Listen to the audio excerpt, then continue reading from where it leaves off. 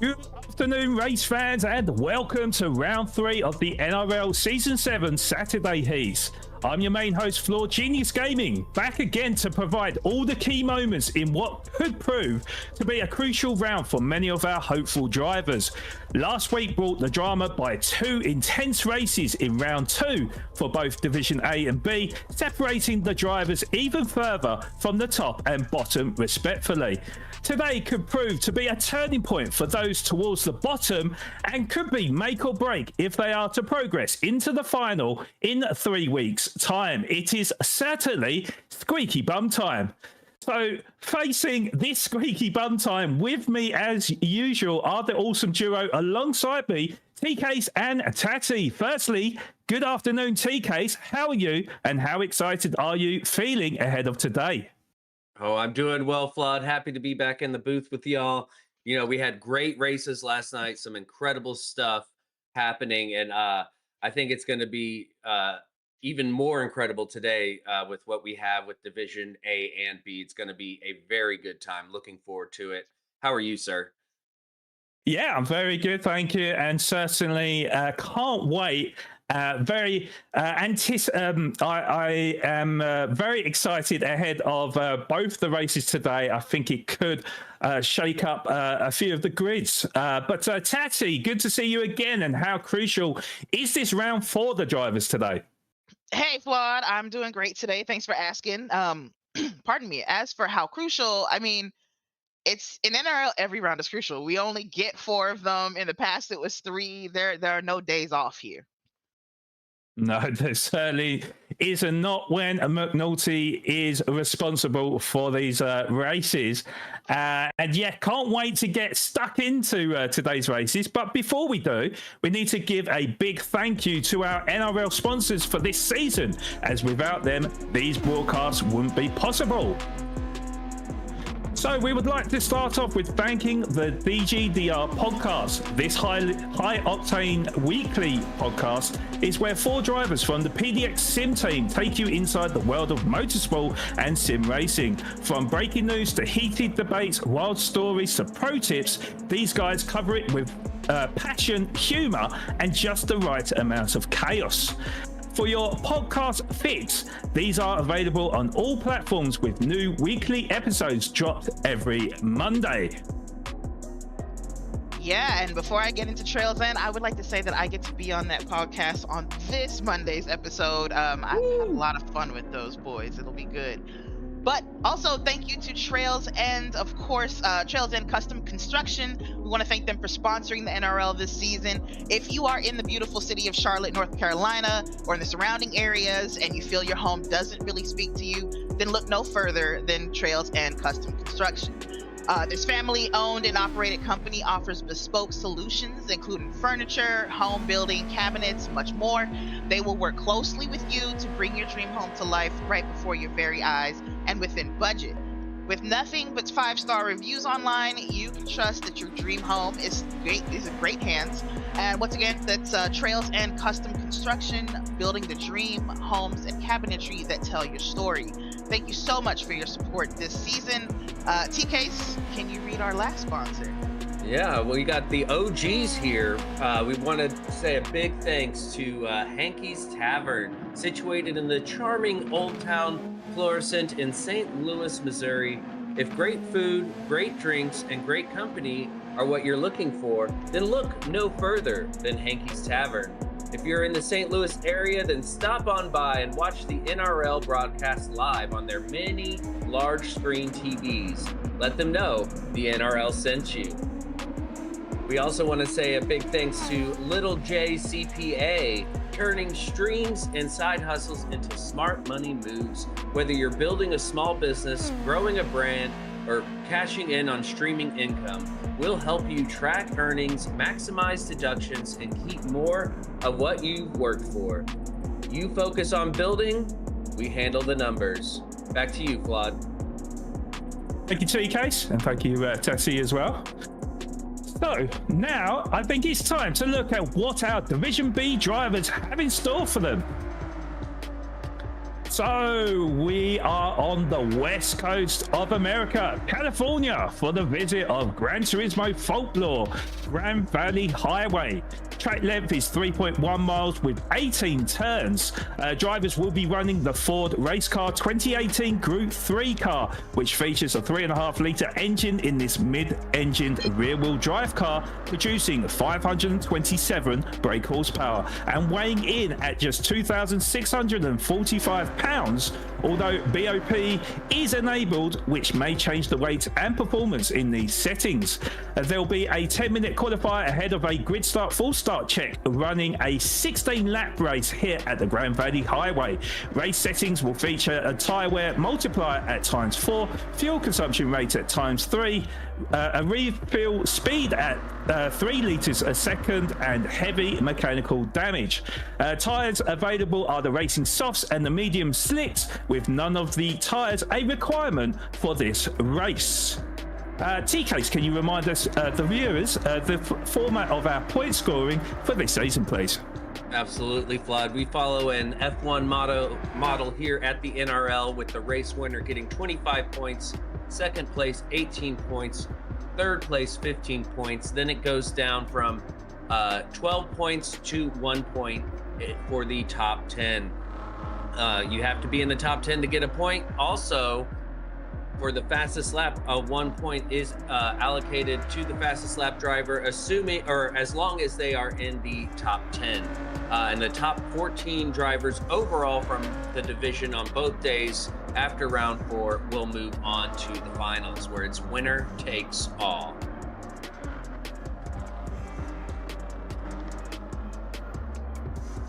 All right, we're going to have a look at our driver lineups here. We have BHR Johnny Boy, Caper, Cole Trickle, Digital Relay, Felmora, Jimmy K9, NVR's Crewlob 11, Pelias Pangolin, Papa, PSG Arrow, SF Oak Drum W, Shadow Chef, Sheldologist, and Stumpy. And you can see their YouTube channels over to their right if they have one. Go check out their streams and support them, but always keep this main stream on so you don't lose any of the action. Thank you, Tassie, and thank you, T-Case. So we are at the Grand Valley Highway, one of Gran Turismo's original circuits, however slightly updated for Gran Turismo 7.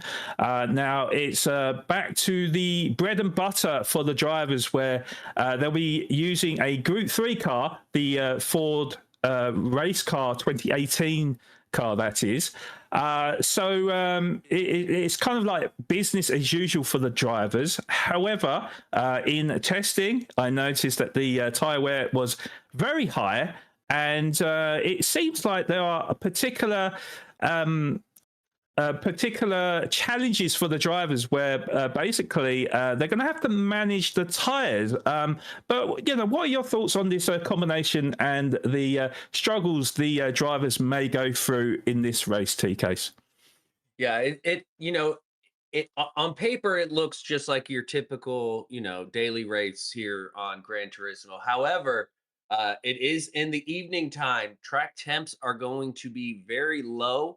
That means the grip isn't there. And as you alluded to, the tire wear is definitely going to be tricky. Trying to get grip, but not burn through your tires on a track with so many tight turns, hairpins. It really has every type of turn. You got a chicane, you got high speed corners, low speed corners. It throws everything at you. So these drivers are definitely going to have a handful, Flawed. Yeah, absolutely. And of course, Tati, the drivers now they know that it's round 3, so only 2 races to go in this league phase. For the drivers that are towards the bottom of the league at the moment, this is going to be a crucial round for those drivers, right? Yeah, absolutely. I mean, you have to get a certain amount of points to even make it into the final race to even have a chance at the championship. Ultimately, the point scoring rounds are just to give you a chance to get into that last race. And so, they may not be focused on winning so much, but they need to be focused on having clean races and keeping to their pace and just gaining points as they can. It usually does work out for giving you a spot on the grid. or in that last race, sorry, the championship round. Get a spot on the grid there. Yes, indeed. Yeah, it is now or never for the drivers, but certainly one driver where the pressure is not really on him at the moment is PHG Sheldologist, who has had 2 back-to-back wins so far this season. He's achieved 54 points from this season, and actually overall in Division B, he is, I do believe he's second actually in Division B, because of course Friday have already had their 3rd race. But, you know, on paper, really, it would be P1 overall. And I'm sure if he can get that race victory today, he's going to resume that supreme confidence that he has at the moment. But it is the job of the likes of PHG Papa, who grabbed an excellent 3rd position in last round, who really staked his claim to try and qualify for the finals in 3 weeks' time. But yeah, Papa, as you can see from his information, he is P5 overall in Saturday. I think he was like P9 overall, taking into account the Friday races. But right now, but is it P12? Yeah, but after this race, he should gain points. Right. Thank you, Tati. So yes, so yeah, Papa in good stead into hopefully qualifying into the finals. So we'll see how he gets on here. But yeah, I mean, TK, what do you think? Do you know if Papa is particularly strong in these cars and this kind of combination? Yeah, he is, and I do know he has been doing some practicing. As most of these drivers, real life likes to get in the way of how much we can put into the combos here. But this is a combo he is very familiar with. It's a car we've used a lot when we've done some silly lobbies together in the PHG BAM. But I have all the confidence in Papa that he's going to get a good result here. But it is going to be tough because, I mean, you got Sheldologist, Cole Trickle, Digital Relay, Crew Lob, all those drivers have been putting in solid performances. So he has his work cut out for him, but I have all the confidence, and I know that he has all of PHG behind him, supporting him. Okay, well, we'll have to see how he gets on. He is about to end his first flying lap of the session. We were predicting in the 1 minute 48 range, where he sets a 1 minute 49.3. PHG Caper comes in with a 49.7, and then Felmora on pole position with a 1 minute 48.8, 1/10 quicker than Polaris Pango, who's propelled himself into 2nd position. Sheldologist, actually surprisingly, 1 minute 49.4, so something we didn't expect is Cole Trickle goes into pole position with that 1 minute 48.6. So far predictions right, but Tati, can we anticipate whether or not any drivers could maybe get in the 47s? 47s? I mean, I think I've seen one person say they got close. That said, I don't know everyone's practice times. This is only the 1st or 2nd of the flying laps. Somebody may piece something together. This track is one of those ones where you can find a ton of time and not really figure out where you found it because there's so many corners, right? Yeah. So yeah, somebody could gain that half a second or more than half a second needed to get in the 47s. Can they repeat it? Hopefully. Or maybe you'll be hoping that Digital Relay might be one of them drivers. I mean, so far, maybe just warming up at the moment. So far, his best lap is a 1 minute 50.4. So he will need to go a little bit quicker if he is to get into the heady heights of the timing charts.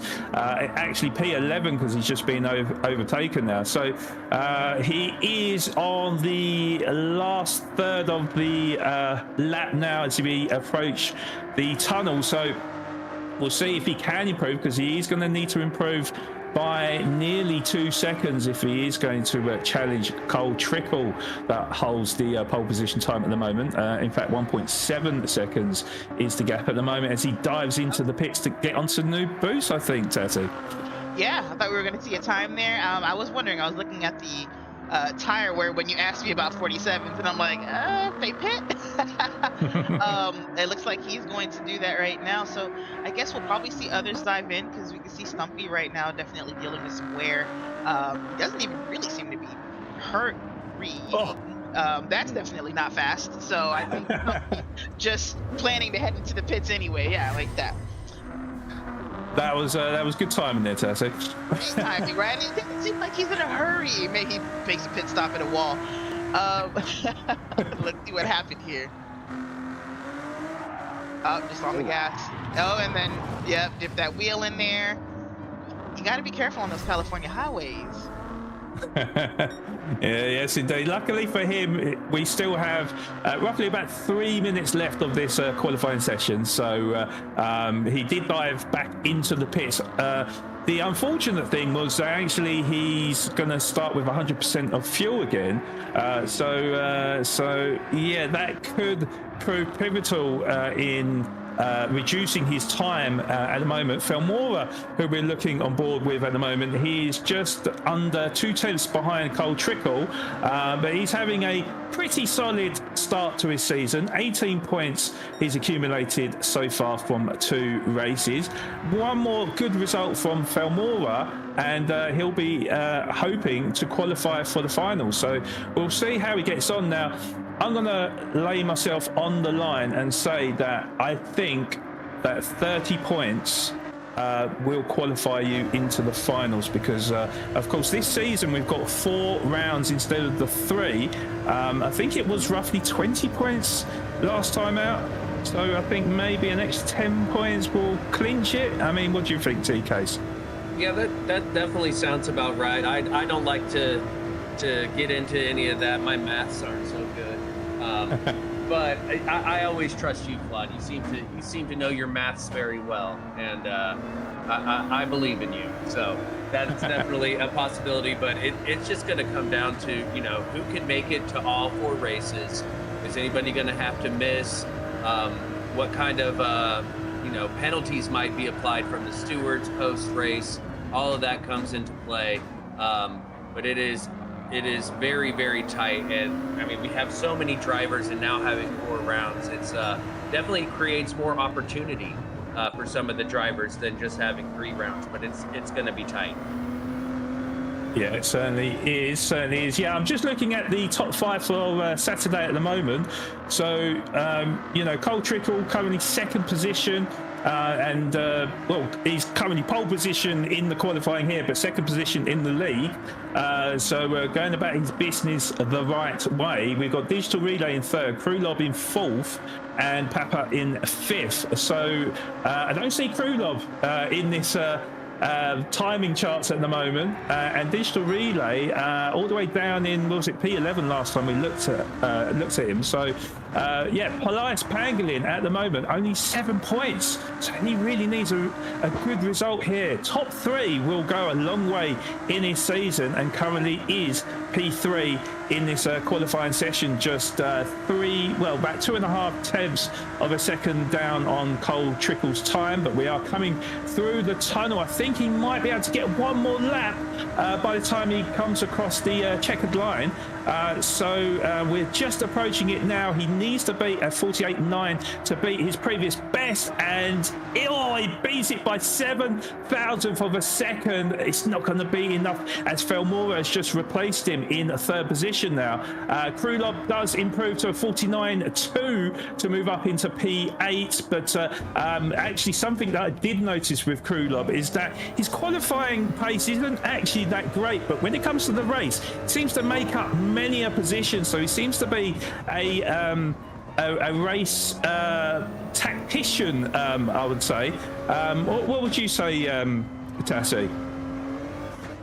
Yeah, I mean, and honestly, at this level, especially seeing how much harder it was to even make it into the divisions this season, I think everyone here is a tactician. Like, it's hard to differentiate between who's good and really great in these leagues in this league at this point.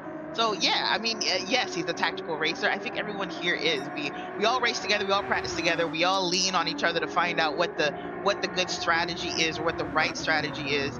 It's actually kind of a miracle that we still end up with such like strong battling, and we still end up seeing people make mistakes, right? Sometimes the tactics don't work. Yeah. No, that's very true. That's very true. Maybe he's been very brave in his strategies and in his passes, and it certainly has worked out for him with the fourth overall for Saturday. As we look on board with PHG Papa for the last time in this qualifying session, can he improve? Yes, he can by 1.5 tenths to move. I think he stayed in P8. PHG Caper moves up into second position, going 3 tenths quicker, and Polias Pango goes on to pole position with that 1 minute 48.5, saving the best to last. Way to go, Polias Pango, as the crew lob comes across the line, and he will be starting from P9, TKs. Wow, I didn't see that coming, to be honest. Polias Pango out of nowhere. I mean, he is a all-star when it comes to the NRL. He's shown his chops many a time, so I guess we shouldn't be that surprised. I just didn't see it coming, to be honest. I thought Cole had it in the bag, but just barely getting ahead. Very well done. Yes, indeed. Of a second, man. Wow. Crazy. crazy close between the two drivers, and actually between quite a number of the drivers across the grid as well. I mean, looking at the top 8, we're talking about 6 tenths of a second, so super close between the grid. But what are your thoughts on this qualifying session, Tati? I think it was great. I mean, this, just even watching it, this track is so beautiful, and I don't race it enough in GT7, but the Grand Valley was one of my absolute favorite tracks in every single iteration of Gran Turismo. I think Sport was maybe the only one that didn't show up in, and so I love this session literally because of the visuals and the nostalgia, to be honest with you. Yeah, indeed, and yeah, just to give you a confirmation of our classified results in qualifying for the Saturday Division B Round 3 at Grand Valley Highway. So confirmation that Polias Pango got the fastest time out of them all by 3,000th of a second to qualify in front of Cole Trickle, who both of them will be starting on the front row. On row 2, we've got PHG Caper with a fine time of a 1 minute 48.7 ahead of our current Division B leader in the championship, PHG Sheldologist. He'll be starting from P4. On row 3, we've got Felmora in P5 with SF Oak Drum starting from 6th position. On row 4, we've got FAF Jimmy K9 and starting alongside him. In fact, I do believe actually that is an error there. I don't believe he was allowed to qualify from this race. So actually it will be Papa starting from 7th position. In P8, it'll be MVR Crew Lob starting on row 4. And then on row 5, it's going to be BHR Johnny Boy, and starting alongside him will be Stumpy from 10th position. On row 6, then we've got on row, I am getting this wrong because I am so confused there. But the next up is PHG Arrow, and then S7R Digital Relay with Jimmy K starting at the back of the grid from 13th position. Oh my God. That was a little bit confusing there, but we got there in the end. But yeah, TK's, I mean, I've kind of asked you already, but now that we've seen qualifying, do you think that is going to affect what's going to happen in this race today? Not as much as on different tracks. There are a lot of opportunities to overtake here. You got turn 1, you got the hairpin at the bottom of the hill, you got there's like 3 or 4 hairpins, and then you got where the penalty line is. And I do expect to see a few pins for track limits. It is easy to get that track limit penalty here on the going over the bridge there. So I think there's a lot of opportunity to overtake. So qualifying position, not as important, but obviously starting at the front is always better. And I do want to say real quick, thank you to Corridor, our Friday driver, for the 100 Mexican pesos there. Shout out to all NRL commentators. Simply the best. We appreciate you, Corridor. Back to you, Thanks, Flawed. Corridor. Yeah, thank you, Corridor. And yeah, that's it as well. I mean, that was quite an interesting qualifying session, pretty close as well. Yeah, really just same question to you. I mean, do you think that this changes anything? Do you think there might be a little bit more desperation from the drivers that know that they need to get a positive result from the race? Well, I think this qualifying might change something, but actually, TK's made a very good point that this is a track where there's a lot of passing opportunity. However, I did notice, I'm pretty sure this is the first time that we don't see Sheldo on pole. Mhm. I think this is the first round he's not on pole, and he's not even on the first row. That said, I feel like he's been pretty good in battles right now. Without going over some of the previous races, I feel like he's had a couple of battles to keep his win going, and he's obviously come out on top in those. So we'll see. It really will be how he does going through the field, and if he can avoid that thing that often happens where the first three drivers run away and fourth just gets kind of embroiled in a mid-pack battle. Yeah, well, I guess it's going to depend on strategy today. I do believe that we've got at least two different strategies on play today. So I do believe there will be an option to do the no stopper on the mediums, and I do believe that some might run the softs and then the mediums, or the other way around. So technically three different strategies, but yeah, it's going to be interesting. The tire wear is super high, and yeah, I think traffic is going to come into play. I think yeah, track positioning is certainly going to be important. And yeah, as I said, like maybe with how important round three is to many of the drivers as well, I think that could come into play. We are awaiting the race start. I think they're just setting up at the moment, so apologies on that one. But yeah, TK. Sorry, go on, Tattoo. No problem. Sorry to interrupt, but I actually want to say something. I wanted to be more specific about a thing that we've been talking about. The passing opportunities on this track exist. However, there aren't that many racing lines through this track. You have to be able to take advantage of the passing opportunities. They're not given to you. And so don't think you're just going to be able to run side by side and there's plenty of space. No, you have to understand where, when, and how to pass here. Yeah, Yeah.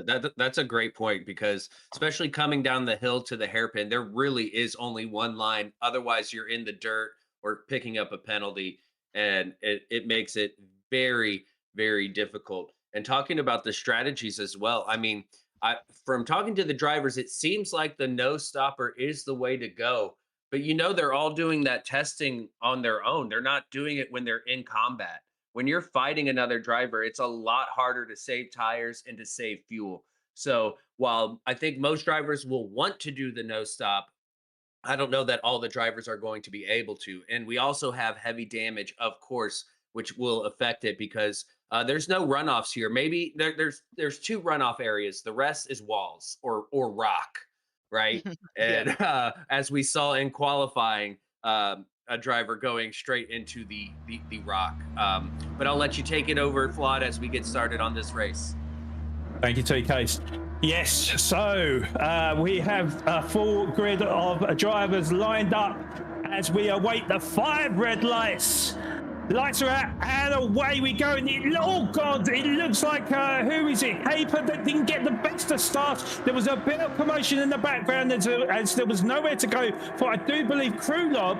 So Caper down into about P5. In fact, I think it was Papo actually, as Politis Pango will try and hold off Cole Trickle to remain in the race lead. It does mean that Sheldologist has moved up one position into P3, just behind Cole Trickle. And then in fourth, we've got SF Oak and Caper with Krulov, and the line astern of drivers as we go into the hairpin. Cole Trickle is going to take up the inside line, but he's picked up a half-a-second penalty for good measure, and he's going to have to serve that maybe on the next lap, I'm not sure. But Sheldologist will be looking to try and get past. Oh, but it goes wide onto the dirt. That's going to give him dirty tyres as he struggles to gain traction of the car there, and that has really bunched up these drivers as Cole Trickle and Sheldologist Sheldologist side by side going into the corner. It looks like Cole Trickle will have the inside line, but then that will turn into the outside line. Who is going to be the bravest of the two drivers? It looks like Sheldologist is going to pass him around the outside onto the inside to move up into P2. Cole Trickle is going to have to serve this half-a-second penalty as the line of Sterner cars will be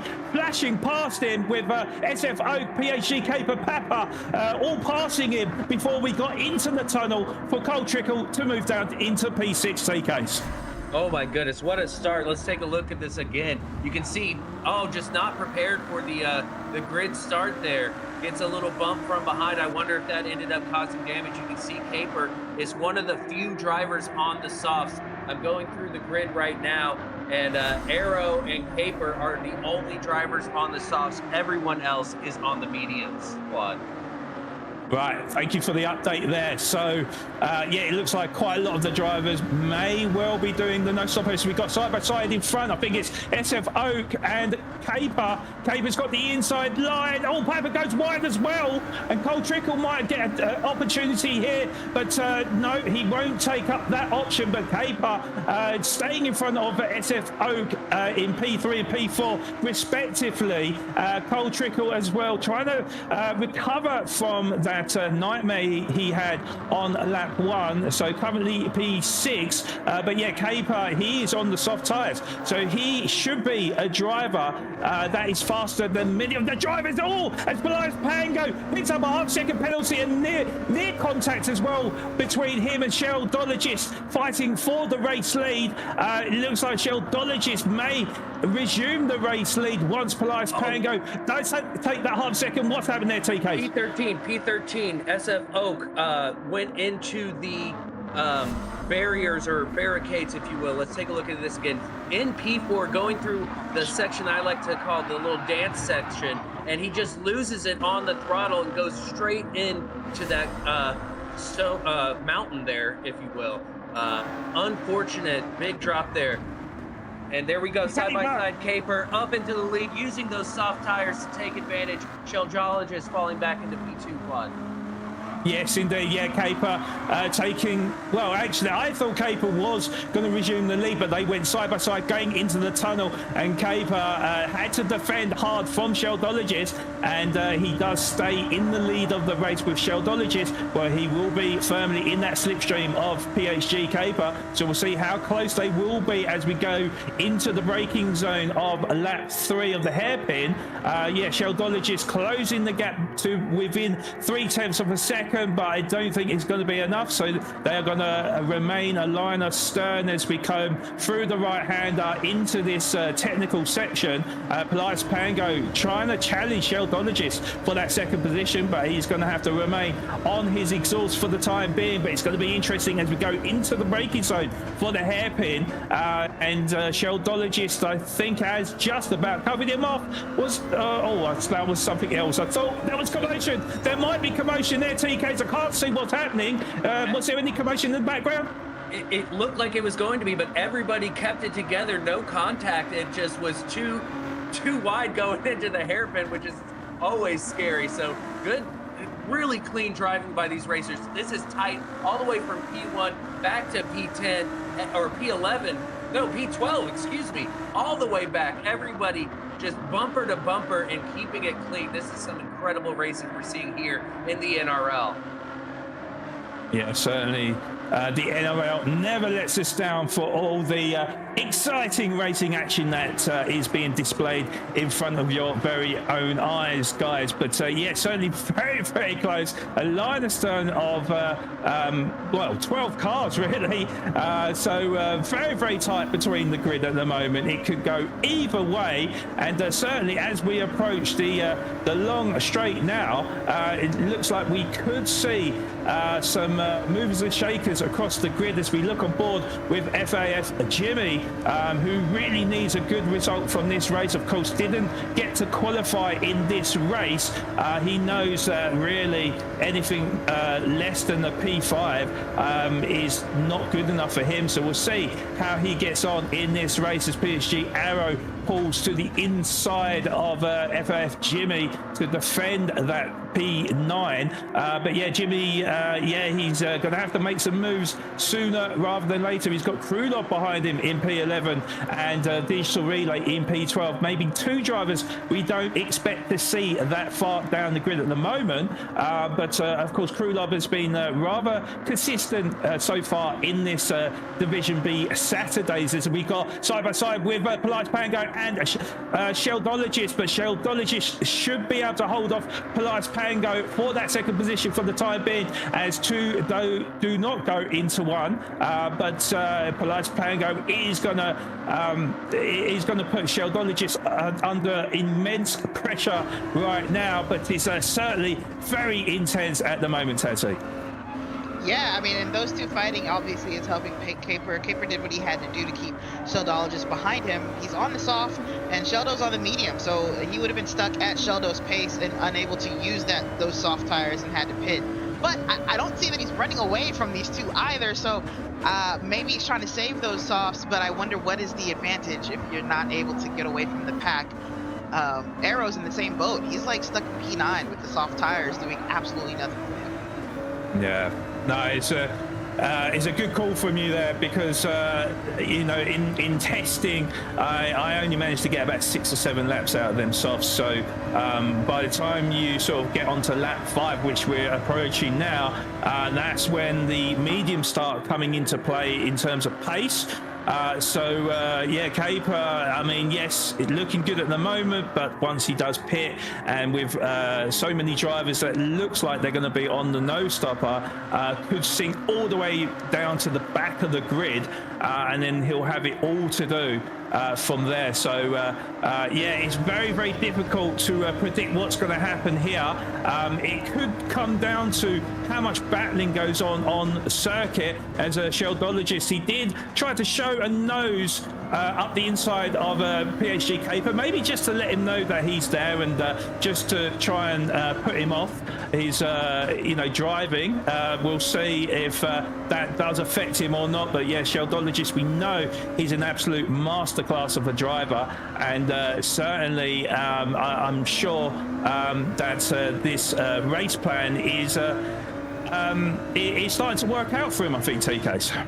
Yeah, I think so. Sheldologist is someone who I've been talking with all week, and he put in a lot of practice, and he worked out every single strategy. He actually had 4 strategies that you could do, determining that the no stop was the way to go if you could pull it off. So I have no doubt that Sheldologist is going to pull through. It didn't matter if he wasn't starting on pole or not.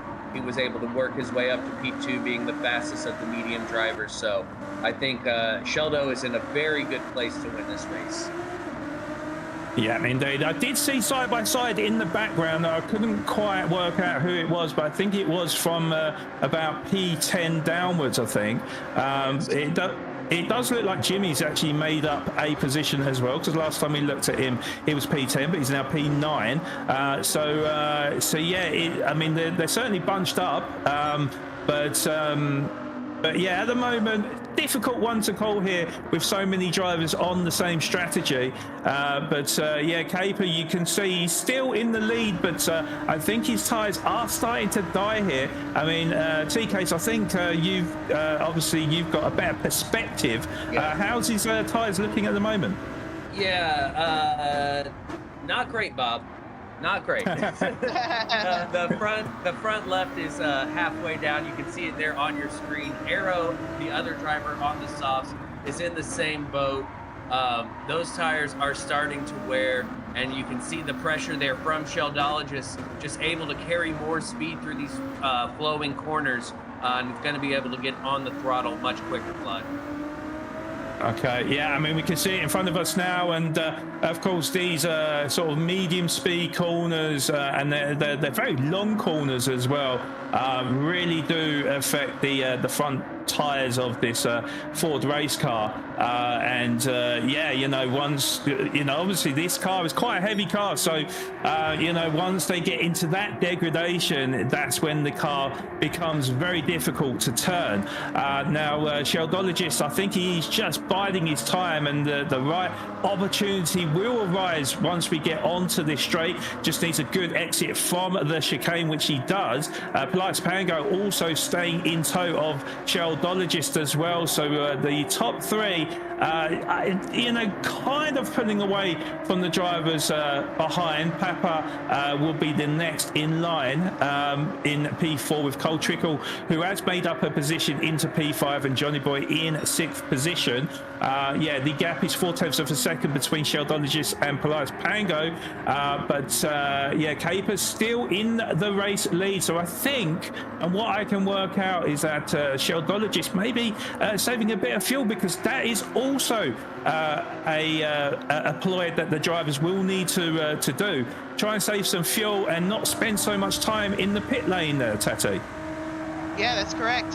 It's a fine balancing act, especially on a track that has so many braking and accelerating opportunities. And of course, these long flowing turns are not easy when your tires are dying, but I mean, time saving is time saving, and a long pit lane is often the difference between 4 or 5 positions, or a race win and a mid-pack finish.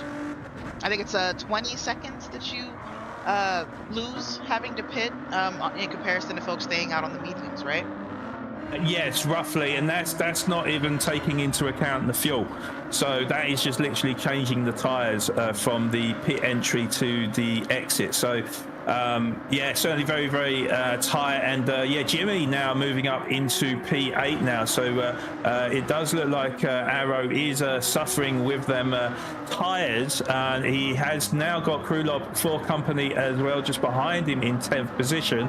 So unfortunate for Arrow. You go with a certain type of strategy, hoping that you can make some overtakes, and then when it doesn't quite work out for you, it really does prove dividends to your race plan. But Stumpy looking quite competitive there, and all over the exhaust of Johnny Boy right now. So Stumpy looking to size up an opportunity.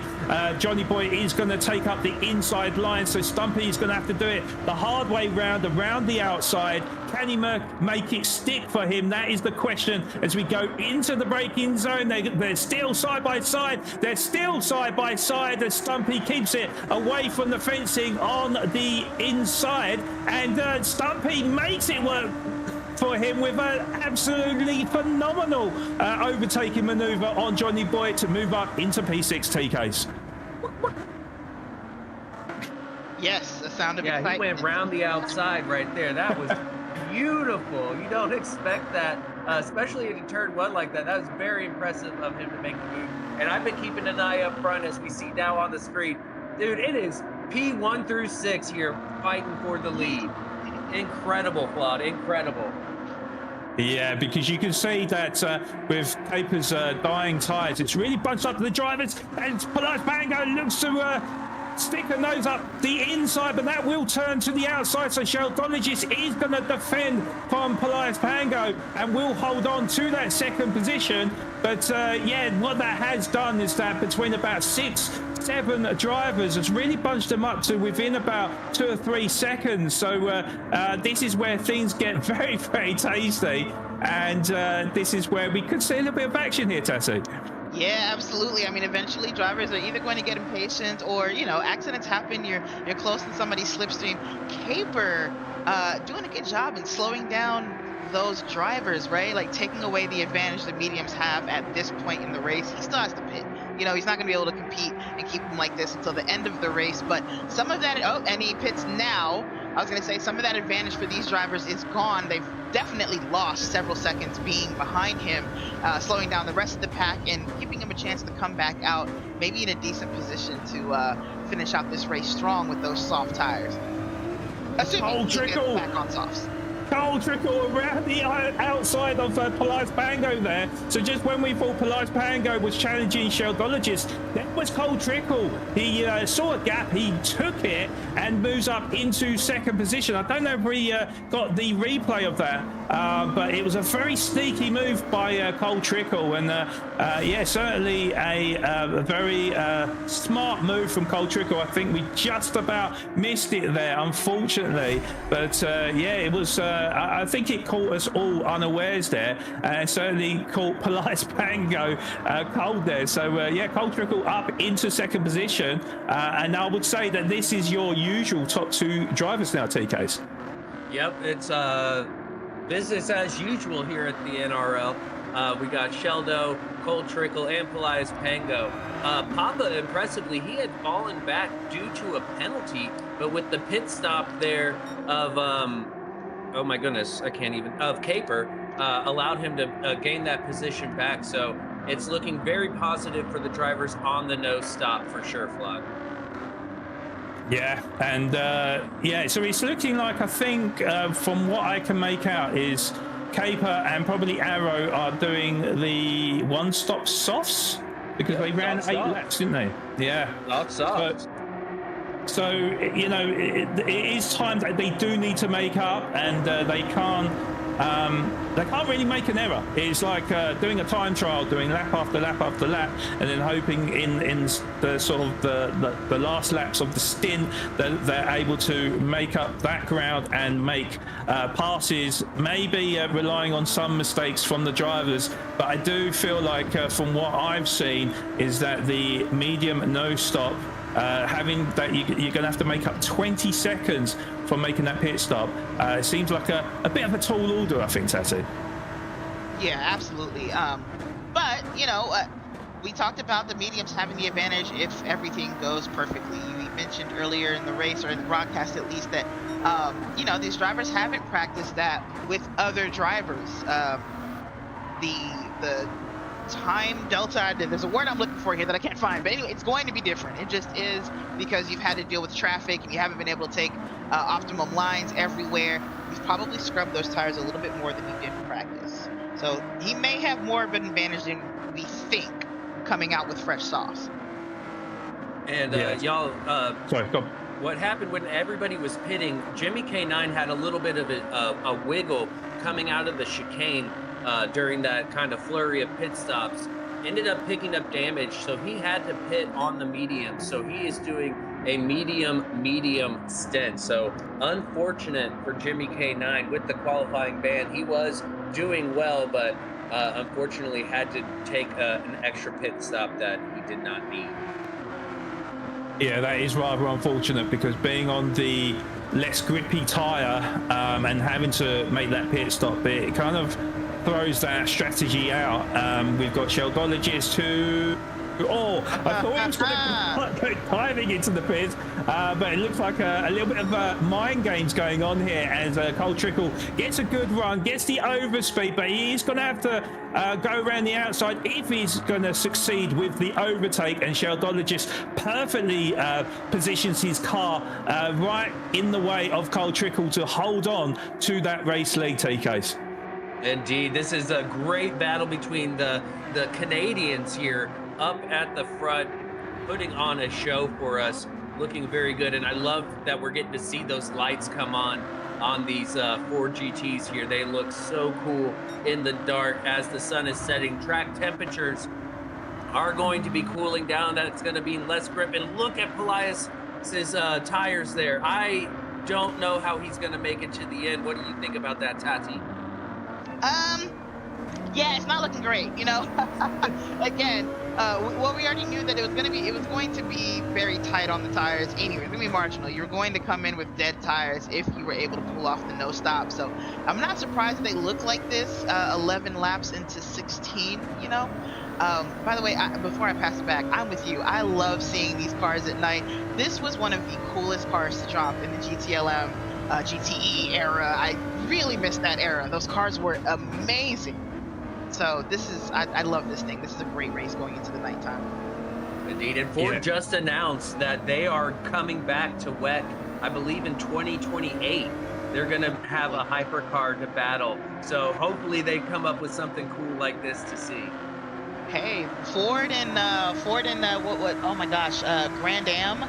What were those cars? Daytona prototypes. Ford in the DP era, you know, with Michael Shank Racing.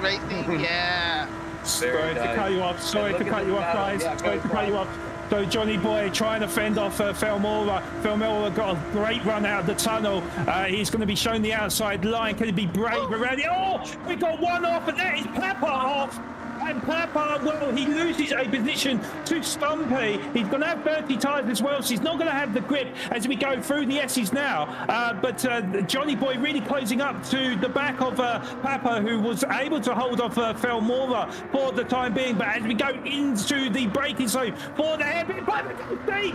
And it looks like, no, he's going to lose out on 2 positions, and maybe even a third to digital relay. Yes, he does. So moves down into P8, and there's something I did warn. He had the dirty tyres. He had to brake a little bit earlier. Unfortunately, got on the brake a little bit too late and ran deep. As we look on the replay now, going in to turn number 2, and he braked way too late and off the escape road and picked up the dirt on his tyres as well. Stumpy took that P4 away from him, and yeah, unfortunately losing our position to Johnny Boy and Felmora, and then eventually digital relay to move down into P8. But we certainly got a battle on for the race lead as well, because we're still talking about 4.5 tenths separating the 2 drivers at the moment. There's a little bit of a wiggle, and Cole Trickle goes wide and picks up the dirt on his tyres as he ran wide. Didn't make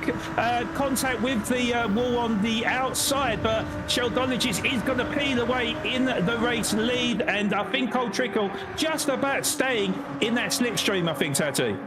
Yeah, that was a little bit sketchy. I mean, all of it was sketchy, all of it, especially seeing Papa go out like that, unfortunately. That's the other thing that might come into Caper's favor, right? Is that, you know, the race strategy only works if you are perfect, and worn tires are going to make it harder. Damage, front splitter damage, that sort of thing is going to make it harder. SF Oak, in fact, has damage right now on the front splitter and the front left tire. So Caper's going to be able to pick some stuff up. He's a P9 now. He's got 4 laps to make something happen. Yeah, and I know I always mention it, but this is definitely squeaky bum time, because it's still very tight between the drivers, and when there are high stakes and when there's high degradation on the tyres, as Tati mentioned as well, this is where you separate the men from the boys, I think, TKs.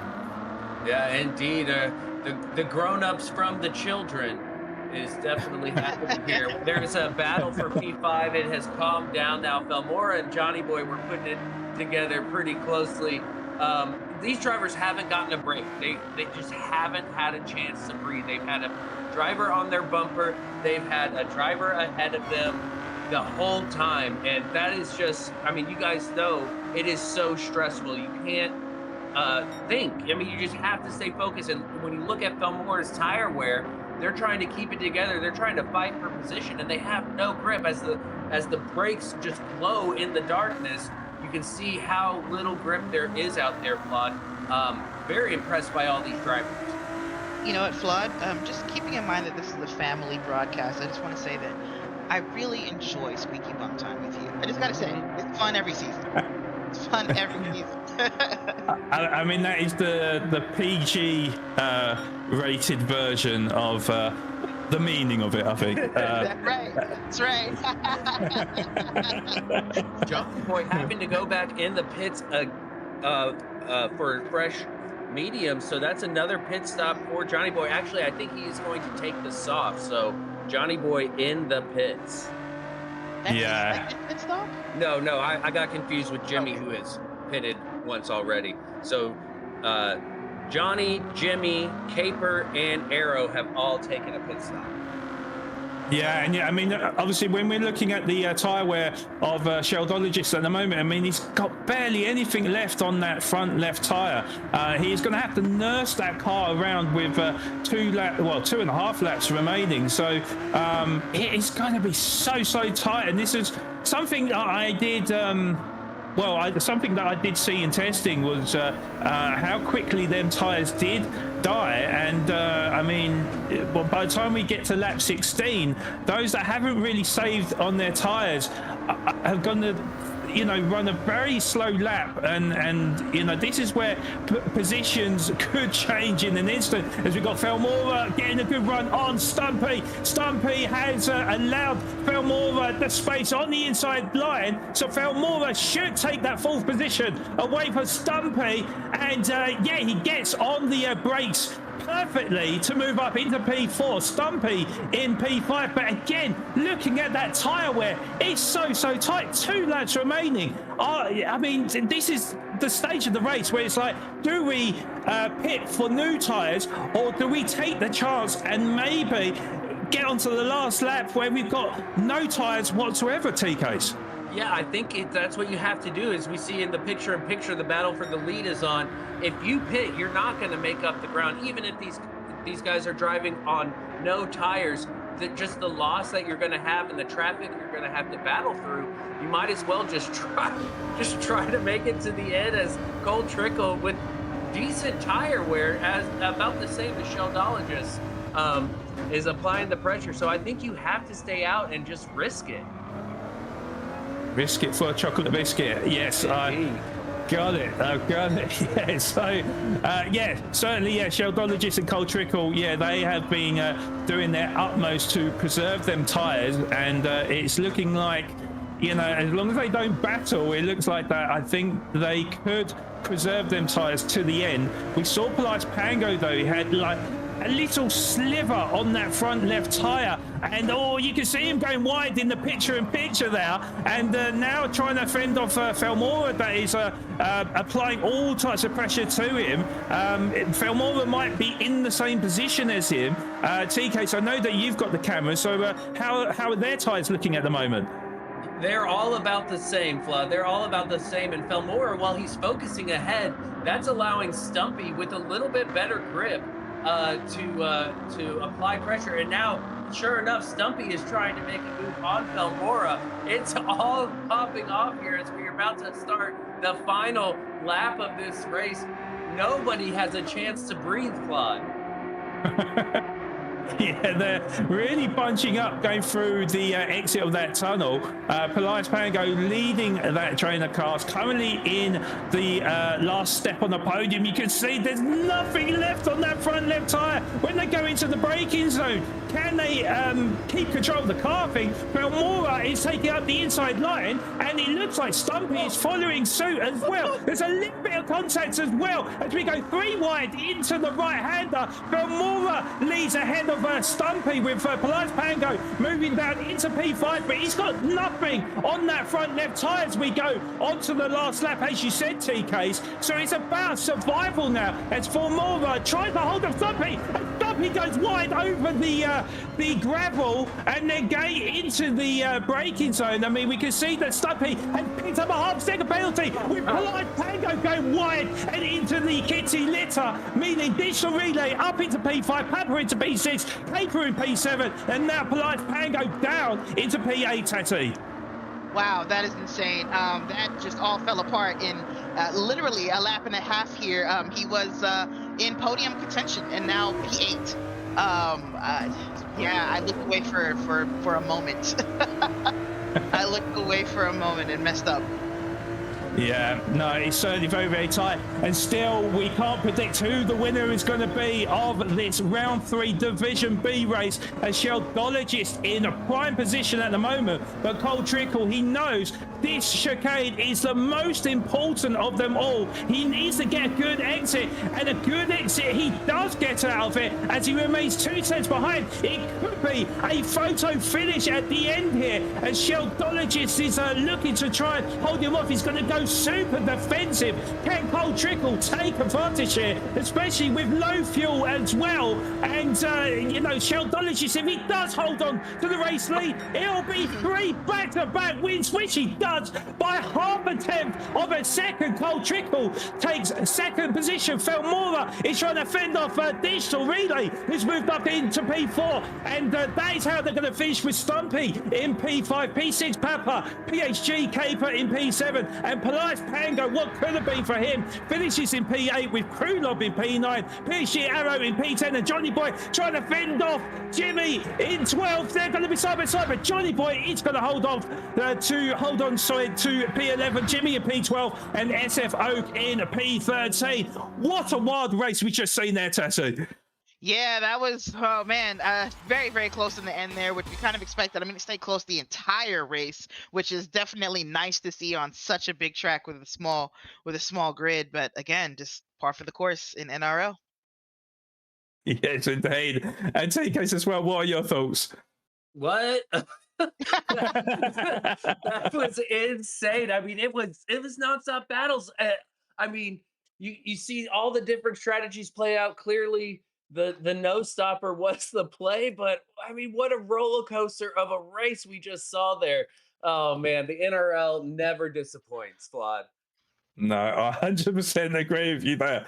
And yeah, just before we do interview the top three drivers, just going to read out the provisional race results from Saturday Division B Round 3 at Grand Valley Highway 1. So it was PhD Sheldologist that just about held off Cole Trickle to record his third race victory in a row with Cole Trickle. I do believe that is 3 consecutive second positions for him as well. So yeah, certainly going about their business the right way and making it so interesting at the top of the Saturday Division Bs. Felmora was able to just about hold off Digital Relay to claim that last step on the podium in P3, but it was so tight between the three drivers, with Digital Relay that made up ground, well, a lot of positions actually on the last couple of laps, finishing ahead of Stumpy for P4 and P5 for Stumpy. PSG Papa, who had a big moment in the race, was able to recover to get 6th position. PSG Caper, where we thought he was on the wrong strategy, but was able to make up positions as well to move up into P7. And Polaris Pango, what could have been for him? P3 for many a lap, finishes in 8th position.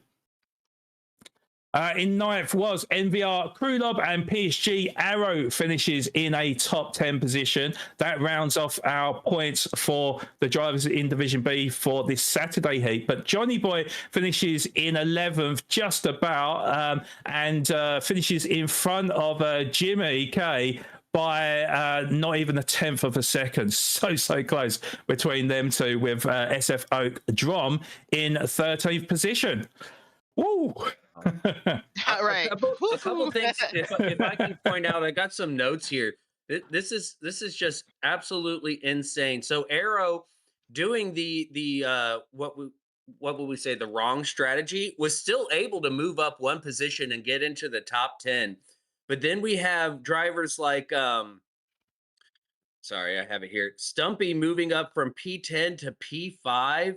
We had Caper starting in P3, falling down to P7. I mean, we had so many movers and shakers. Digital Relay started P12 up to P4. I mean, what a roller coaster of a race.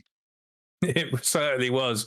And, you know, we have got our top 3 drivers waiting in the interview booth as well. And it's going to be very interesting to get their thoughts, because as you said, TK, is a roller coaster of a race. So we are going to go to we're going to firstly go to our 3rd place finisher. That was Felmora, who was in the heart of things in this race. Felmora, congratulations on that 3rd place. I've got to ask, you know, how are you feeling after that? And also tell us about, you know, how you managed to grab that P3 in the end. Oh, well, I'm feeling pretty surprised. Off the start, somehow hit Caper. Off the start, I was going to trust the Ghost, but I shouldn't have. So I instantly dropped back to 11th. Caught all the way up to the front pack, and then screwed up in turn 1 midway through the race. I forget where it was. So it was kind of just lock-in time. Since I practice mostly on mediums this week, it was just capitalizing on people's mistakes. I knew I was doing a no pit strategy walking in here today. So as soon as I started seeing people pit, I knew there was a chance, and it was just kind of stick in and hope for the best. And I still can't believe I managed to go from 11th to 3rd after 2 screw ups. So I think I'm lucky. Yeah, it was certainly a remarkable comeback from you, and yeah, massive congratulations to you, because I know it would have been very nervy at the end there as well, with limited grip as well. So I'm going to hand you over to T-Case. T-Case, any questions for Felmora? Fillmore, congratulations. I just want to know what I mean. You mentioned, you had. I've said it. I don't know. Maybe if it's a drinking game, a roller coaster of a race. What was that like? Just falling back, and then there at the end, everyone struggling up for grip. How were you handling that lack of grip there at the end? Well, this car feels very similar to the Porsche 911 that I've driven here a lot. So wasn't too bad with the grip. I felt pretty confident as others hit their grip issues. I knew my braking points as the grip went away, so I felt pretty confident. When we started to accordion for third, fourth, and fifth, there I was a little bit worried, but third made a pretty big mistake, and I was able to Mm. capitalize off that. Well done. Way to be in the right place at the right time. Congratulations on the podium. Thank you very much. And Tati, you have any questions for our third place finisher? Sure. Congratulations, Felmora. I had no idea that you had fallen down to P11 at some point, which makes this a fantastic recovery race, maybe the recovery race of the season so far. So, congratulations. At what point did you realize that a podium was possible again? When I saw 10 seconds left between me and the front, I started chewing down through the race, and it got that down to 6 seconds. So I knew I was quicker than the front pack at midpoint in the race. So once I knew that my screw up didn't cost me more than 10 seconds, I knew that there was maybe a chance. Then I just kind of stuck to my braking points and a couple hairy corners, but kind of just lucked out. And so. That's amazing. Not everyone can really lock in like that. Some Mhm. people spend the rest of the race like kicking themselves about the mistake. It's nice to hear that you were able to do that, and just speaks to the caliber of driver we have in this league. Congratulations again, and I hope to interview you again in the next round. Awesome. Good to see you guys. Have a good day. You too. Yeah, thank you, Felmora. And on to our second place finisher, which was Cole Trickle, second in a row. I mean, it could have gone either way at the end, Cole. It was a phenomenal drive from you. So congratulations on that second position. Yeah, please tell us about your race, because we, us commentators, we was on the edge of our seats. How was you feeling? Great, thanks. Honestly, I don't know. I thought maybe I had the draft to get out and around him at that last stretch, but I should have stayed in, tucked behind him just a little bit longer. Maybe I might have got that extra little boost, but I don't know. Great job by Sheldo holding on. Great job by Felmora coming back. That was great.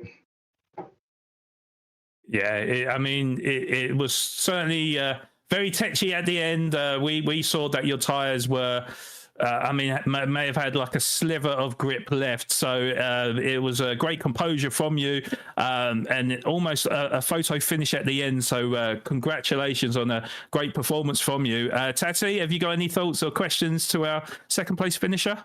Yeah, for sure, Cole. I mean, this is all fun and games. We're just racing with our friends here, but I think I can hear a little bit of the disappointment in your voice. So it sounds like maybe did you feel like you had a real shot at Sheldologist, or do you think you were just kind of waiting for a mistake that didn't come, or what?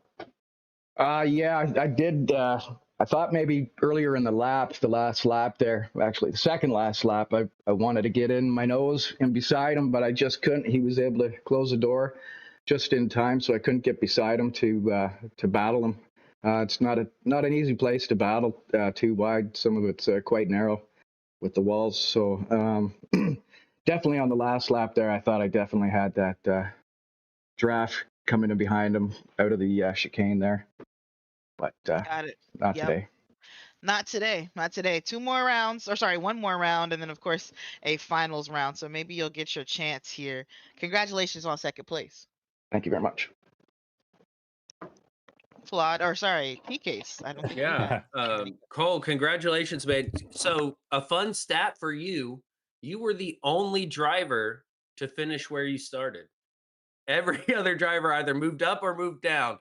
So, but you managed to hold on to that P2. We were watching all over the place. Did you have any? Was there any drama in your race as far as did you pick up any pens? Did you run wide anywhere, or was it pretty steady the whole way through? Yeah, I picked up a pen. Can't remember exactly where. I think it was the first lap. Okay. I was just too close to Pango, and I couldn't see where I was going. Where was it? Maybe that was the high pace S turns there after turn 1. I think that's where it was. And just because it was so close, I couldn't see where the road was. So unfortunately went off. And yeah, what put me back to 5th or 6th. And wow. From there, I thought, as we kept moving on, I know Caper. I've raced with him a long time. I had a gut feeling he was on softs, so I figured they would have fell off. And then eventually, as we did catch back up, I could tell that just the way the pack was up ahead of me, that his softs were falling off, and we were starting to lose pace. And so I was just happy to see them pit and whatnot. Yeah, well, that was an incredible race. Consistency, being able to recover from a lap 1 pen falling back like that. You showed how talented you are. We've all known it for so long. And now here you are sitting pretty P2 again, round 3, pretty much locked in for the finals. So congratulations to you, sir. Thank you very much. Yeah, thank you, Cole. Thank you, guys. Take care. Take care, mate. And lastly, to our race victor, and definitely making a bit of a habit about it. Sheldo, congratulations on that first place. I mean, it was super tight. I mean, as I said, it could have gone either way, and I think you was probably biting your lip at the end there. Tell us about your race and how you was feeling at the end as well. So in the opening lap, when Cole took the penalty, that's the break I needed to get past him. I think he definitely had more pace than me all practices. As soon as he dropped back to 6th, I knew that bought me a little bit of time. I knew Caper was starting on the softs, and I wanted to get past him. I tried, but it just couldn't get it done, because it is hard to pass here if you don't have the right momentum at the right spots in the track. And as soon as he went off, I was able to pull out a little bit of a gap. Made a few mistakes here and there to cost a few tenths here and there. Coming down to the final lap, the final laps, I pulled out a bit of a gap on Cole. I believe it was up to about 1.5 seconds at one point. Cooled my tires down, took it easy through a couple corners to ensure I had enough tire life to battle in that last lap. I also oversaved on fuel, so I knew for the last couple laps I could over rev.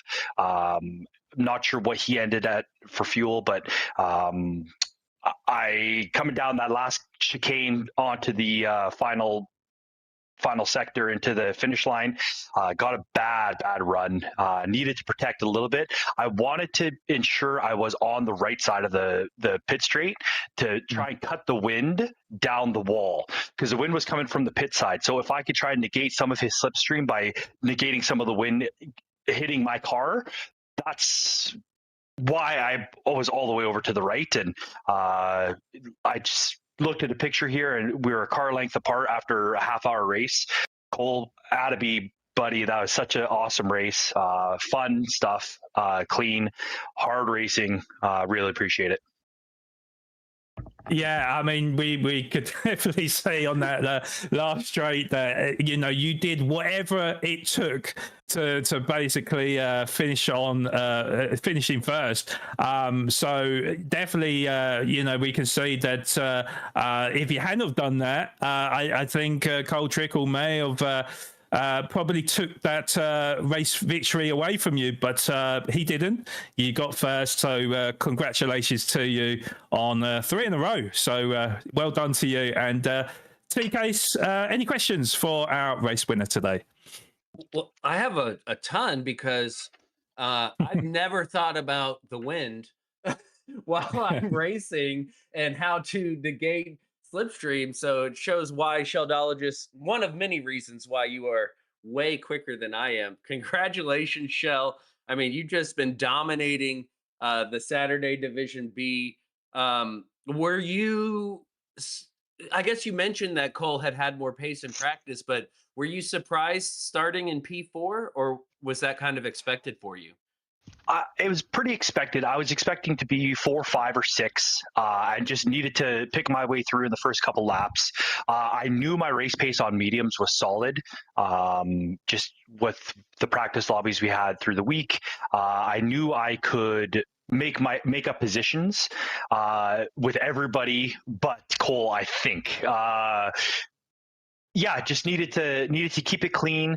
That first corner when everybody starts bunching up in the braking zone, always holding your breath and need to make sure you get through that clean, because if you get taken out in the first lap, it makes for a long race. Indeed. Well, congratulations. You've been dominating. Excited to see what you have for us in round 4, and then of course in the finals. Congrats, Sheldo. Sounds Tati, good. Any questions for Sheldo? I think so. I mean, you kind of answered, honestly, I'm not gonna lie. You answered the question that I thought of, most of the questions that I've thought of. But I mean, this race really challenged you. It's your first start in 4th place, not on pole, which we wondered how that was going to work out for you. Obviously, you showed that you can battle it out and take the advantages that come to you when they come to you.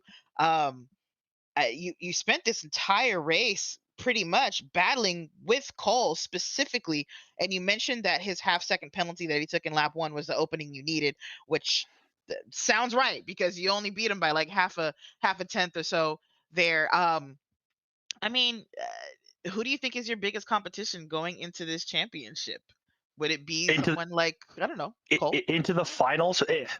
It's really dependent on what kind of track combos we get. The top here on Fridays, definitely Cole, Polias is quick, Felmora is quick. There's so many quick guys in this lobby. Papa's quick. I'm sorry if I'm leaving anybody else. Digital Relay is quick. So anybody can win at any given time. It depends on who keeps it clean, who can not take penalties, who can be consistent and not lose the car. On Friday, Sean or Tim is super quick. As the Corridor and I have had many battles last year and this year in PHG World Series. It's the amount of talent in this league. The way qualifying is done is a testament to how quick everybody is getting and how quick everybody can consistently be. So nobody at any given point is going to be out of any race going into the final. So it's interesting to see what McNaughty's going to give us for the final. But I think next week we're going to be in road cars on comfort softs. That's just my prediction. Throwing that out there. So that should be interesting. Should mix it up a little bit because not everybody has the same pace in race cars as they do road cars. So it should be interesting next week. Or not next week, 2 weeks from now, sorry. And then, I guess on to the final after that. And it'd be interesting when the two groups to come together to see what kind of true pace people have. Absolutely. I think safe to say if it's road cars on comfort softs, McNaughty will be down 2 broadcasters on that Saturday because me and TK is jumping in, and we're jumping in early in the lobby. The last 2 who try to come in, sorry. Sorry.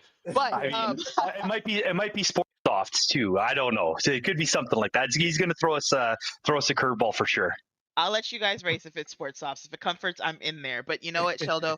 Last point. I hope you don't think I love you any less, but I am so happy that there's so much competition making this hard for you. Mhm. Oh, Let's go. absolutely. Let's go. Winning is great, sure, but winning by 3/4 of a mile down the road, and it's more enjoyable when you're tight battles. That's what this game is about, and driving with the guys you can trust, that they're not going to put it into your quarter panel. They're not going to spin you out. Like it's very refreshing. Again, a shout out to Cole, a shout out to Felmore on his P3, Papa with a P6. I can't remember the rest of the order, but that's in my head. That's what I have. Yeah, definitely a fun league. Yeah, absolutely. You'll have to probably hold hands with a couple more walls to really cement some wins in. We'll see you next time. Sounds good. Appreciate it, guys. Have a good rest of your weekend. Take Thank care. you. Yeah, you too, Sheldo. You know, that's something I say it every season. If you want to get better at this game, join a league, specifically join the NRL, but there's other leagues out there that you can join. But if you want to get better, put yourself in a competitive league. Are you going to win it? Probably not. But will you get better? Absolutely. And as Sheldo said, he said it so well, drivers you can trust to race wheel to wheel, not put you into the wall, not spin you out. I mean, that was some of the cleanest racing we've seen, and it was so tight. I absolutely loved it. Yeah, most leagues most leagues are how you get better at racing a specific kind of car, or racing in general. But like NRL makes you good and forces you to be good at every and anything, whether it's drivable or not. Mm-hmm. Yeah, 100%, 100%. Well, luckily for the likes of Cole Trickle and Sheldo, I think they have secured their passage into the finals, pending any steward inquiries. But I'm pretty sure they were pretty clean throughout the race. But yeah, we will see what kind of combinations do crop up towards the end of the stream. But a big thank you to the podium drivers for providing their insight in what was probably one of the best races I've seen in NRL, particularly in Division B as well. So congratulations to all the drivers that competed in today's race.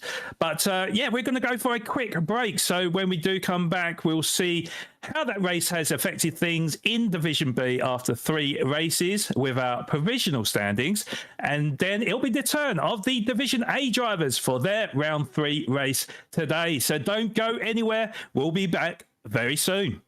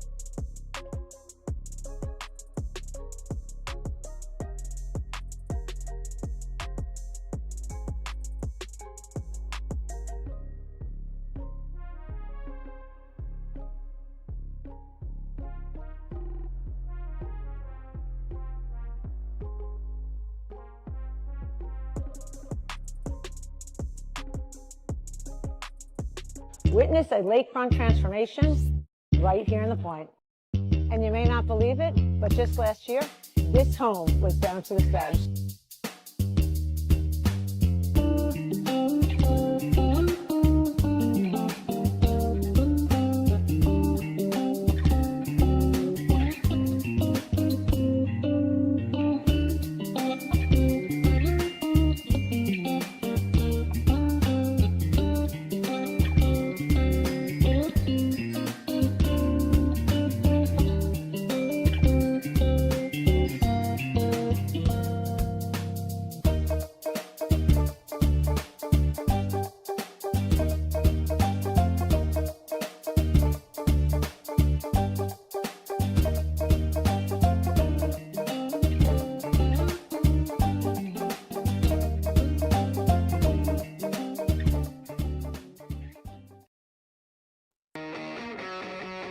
Hi, I'm Mark Goldstein, and welcome to Hankey's. We are located in the heart of Old Town Florissant, 901 North Lafayette, a few blocks down from Sacred Heart Church and Hendel's Market Cafe. This local establishment started in 1926. The Hankey's family bought the bar from the Schraders in 1955 and then turned into what it is today, Hankey's Tavern. And in 2021, a group of local investors became owners of Hankey's Tavern. Recently, we went from a dirt pile to a full-fledged patio, which has bags and washers, entertainment on Friday, Saturday night, which we hope to extend that. We have extended our kitchen hours, which is a request for many, many years. We do have draft beer back after a 12-year lull of no draft beer. We have brought that back with Budweiser as our mainstay, since this was a Budweiser bar in 1926, right before Prohibition. We're still doing the crinkle cut fries and our cheeseburger platters, but now we have a couple new creative ideas that our kitchen staff has came up with. So come in and try our homemade chicken lollipops. We smoke them fresh daily and then fry them and top them with a Asian butter sauce, and then topped with green onions as well. That's our biggest hit right now that we have on our menu. Each and every day we make fresh sauces, and we take pride in that. We feel like we have a very good variety of sauces that pair well with our appetizers. Whether you want to come in here for lunch with just you and a buddy, or you want to come in here with you and your whole group of people, whether it's 20 people, 200 people, we feel like we can accommodate everyone and anybody. As of this year, we've done something that it hasn't happened in the history of this establishment. We do accept credit cards. We established a Hankey's Helps non-for-profit organization that reaches out to friends in need. Hankey's is a community bar. We have a lot of the regulars from years past still attending. We have a lot of the regulars that have left our area that are coming back in droves to see what's going on. Hours of operation is from 11 a.m. to 1:30 a.m. The kitchen hours are from 11 a.m. till 8 p.m. Monday, Tuesday, Wednesday, and Thursday, Friday, Saturday, 11 a.m. till 9 p.m. Find out more information about Hankey's on our Hankey's Facebook page, Hankey's Tavern. We put the band, when the bands are going to be here, the events are going to be here. Come join us at Hankey's Tavern for a burger and a beer. You'll enjoy all the new items that we have, and you'll enjoy all our new improvements. So we look forward to seeing you in the future. Again, join us on our Facebook page, or you can call us at 314-386-1525 to get a carry-out order, or if you have any questions.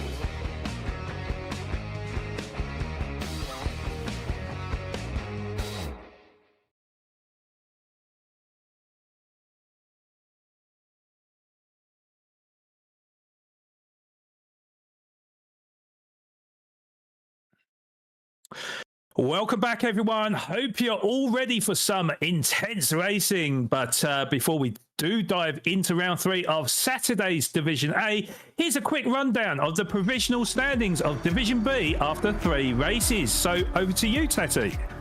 Thank you. Well, the standings so far are, no surprise, Sheldologist up top with 79 points, a 23 point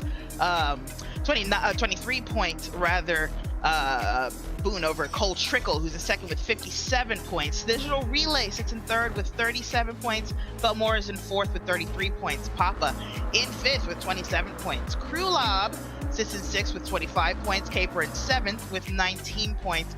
In eighth place, you've got Stumpy with 16 points so far. Polias Pangolin in ninth with 11 points. In 10th place, we're looking at BHR Johnny Boy, who's got 10 points. PSG Arrow has in 11th with 9 points. And Jimmy K9 in 12th with 5 points, tied with SF Oak in 13th with 5 points. And then Shadow Chef in 14th with 3 points. These are Saturday standings alone. These guys will be trickled in between Friday Division B drivers as well for the overall standings. Yes, indeed. And thank you, Tati. Okay, so things are really shaping up for Division B on the Saturday side of things. But I guess it's time to run you through our second race of the afternoon. It's round 3 of Saturday Division A. So we are heading to the forest of Nürburgring in Germany, nicknamed the Green Hell for a reason. It's Nürburgring Nordschleife. Track length is a humongous 12.9 miles, featuring 73 turns. Drivers will be running the Super Formula 2023, which can either be the Honda or the Toyota car, which features a 2-litre engine in this mid-engined rear-wheel drive car, producing a respectful 625 brake horsepower and weighing in at a light 1,477 pounds, which also features a boost or KERS button to add more weight when needed. But again, BOP is enabled, so may alter the weight and the performance for this high downforce and turbocharged car. There will be a 15-minute qualifier to set the grid start full start check in this 6-lap race here at the Nordschleife circuit. Tyre wear is set to ×4 with a fuel consumption rate at ×3, refueling speed at a mere 3 litres a second, with mechanical damage set to heavy. All racing tyres available, including the inters and the wets, as rain is expected today. When that comes in can be a bit of a mystery at this location, with ever-changeable wind speeds and direction, although a downpour is predicted towards the end of the race. So, Tassie, can you give us a quick reminder of our race scoring format for this season, please? I sure can. So, as pointed out earlier, we follow a Formula One points scoring system. I think former Formula One system. The race winner gets 25 points, second place gets 18 points, third place gets 15 points, and then it trickles on down into 10th place, getting the final point, 1 single point. Race bonuses. You get a bonus for the fastest lap. That's 1 point so long as you finish in the top 10. In the end of it all, after the 4th round, the top 14 overall division drivers will move on to the finals. Thank you, Tassie. And TK, can you take us through our Division A driver lineup, please? Yes, here's a list of some extremely fast drivers here in GT7. We got Cotton Ballistics, FAF Boba Gito, FAF Slowpoke Rods, FAF Wade, Island Grown 777, Jorge Sr., K Naranjo, aka Oak. We got S7R's Nuke, PDX Roland, PHG Josh Moment, S7R's Mr. Racing, Slick SH VR2, Talent, and the Lone Brit, the Kai. You can also see their socials there. We got a few YouTube streamers and, of course, a Twitch streamer. Please go check them out, show them some love, but be sure to keep us on, as we will have all the coverage here for you. Thank you, TK, and thank you, Tassie, as well. So that is our lineup. That is our details for today's Division A race. And yeah, TK, so I know you said in the last broadcast that this is a circuit that you don't enjoy. However, you're interested to find out the challenges that the drivers will face in this race. Indeed. And you know what? To be fair, it's grown on me. I've actually put forth effort to learn this circuit and to run it as qualifying gets kicked off. But with these cars, there's a reason F1 doesn't race the Nordschleife. And so to see these super formula cars here trying to clobber these curves, as you see K Naranjo, aka Oak, doing his best to get his outlap in. I mean, it's such a long lap. It's going to be very difficult, as Jorge Sr. already coming into the pits to get some fresh tires. It's going to be a tricky one, Flawed, and I know you did some testing. So what did you feel when you were driving around here? I have to say that the cars were sketchy as I will say. The drivers will have to be very careful with their throttle and their steering inputs. And that is just on the dry circuit. When you introduce the rain, it becomes almost luck in trying to keep the car pointing forward. And of course, Sassy, you have mentioned that rain is a great equalizer.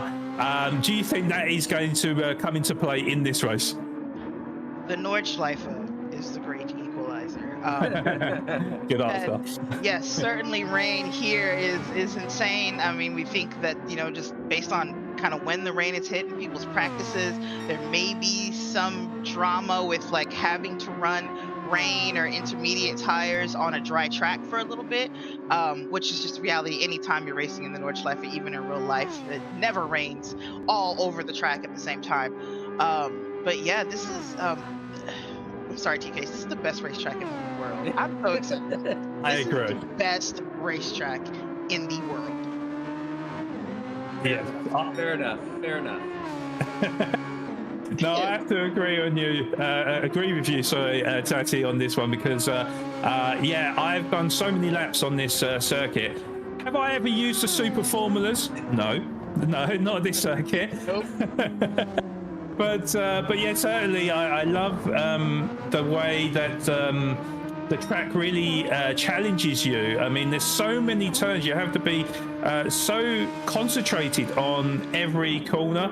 And obviously with the super formulas, with the high downfalls, it's quite a weird car to drive because normally if you was driving a Group 3 or Group 4 car, you would have to brake a lot earlier and take the corners at a slower speed. In this car, particularly like the medium speed corners, it literally sticks to the track like glue.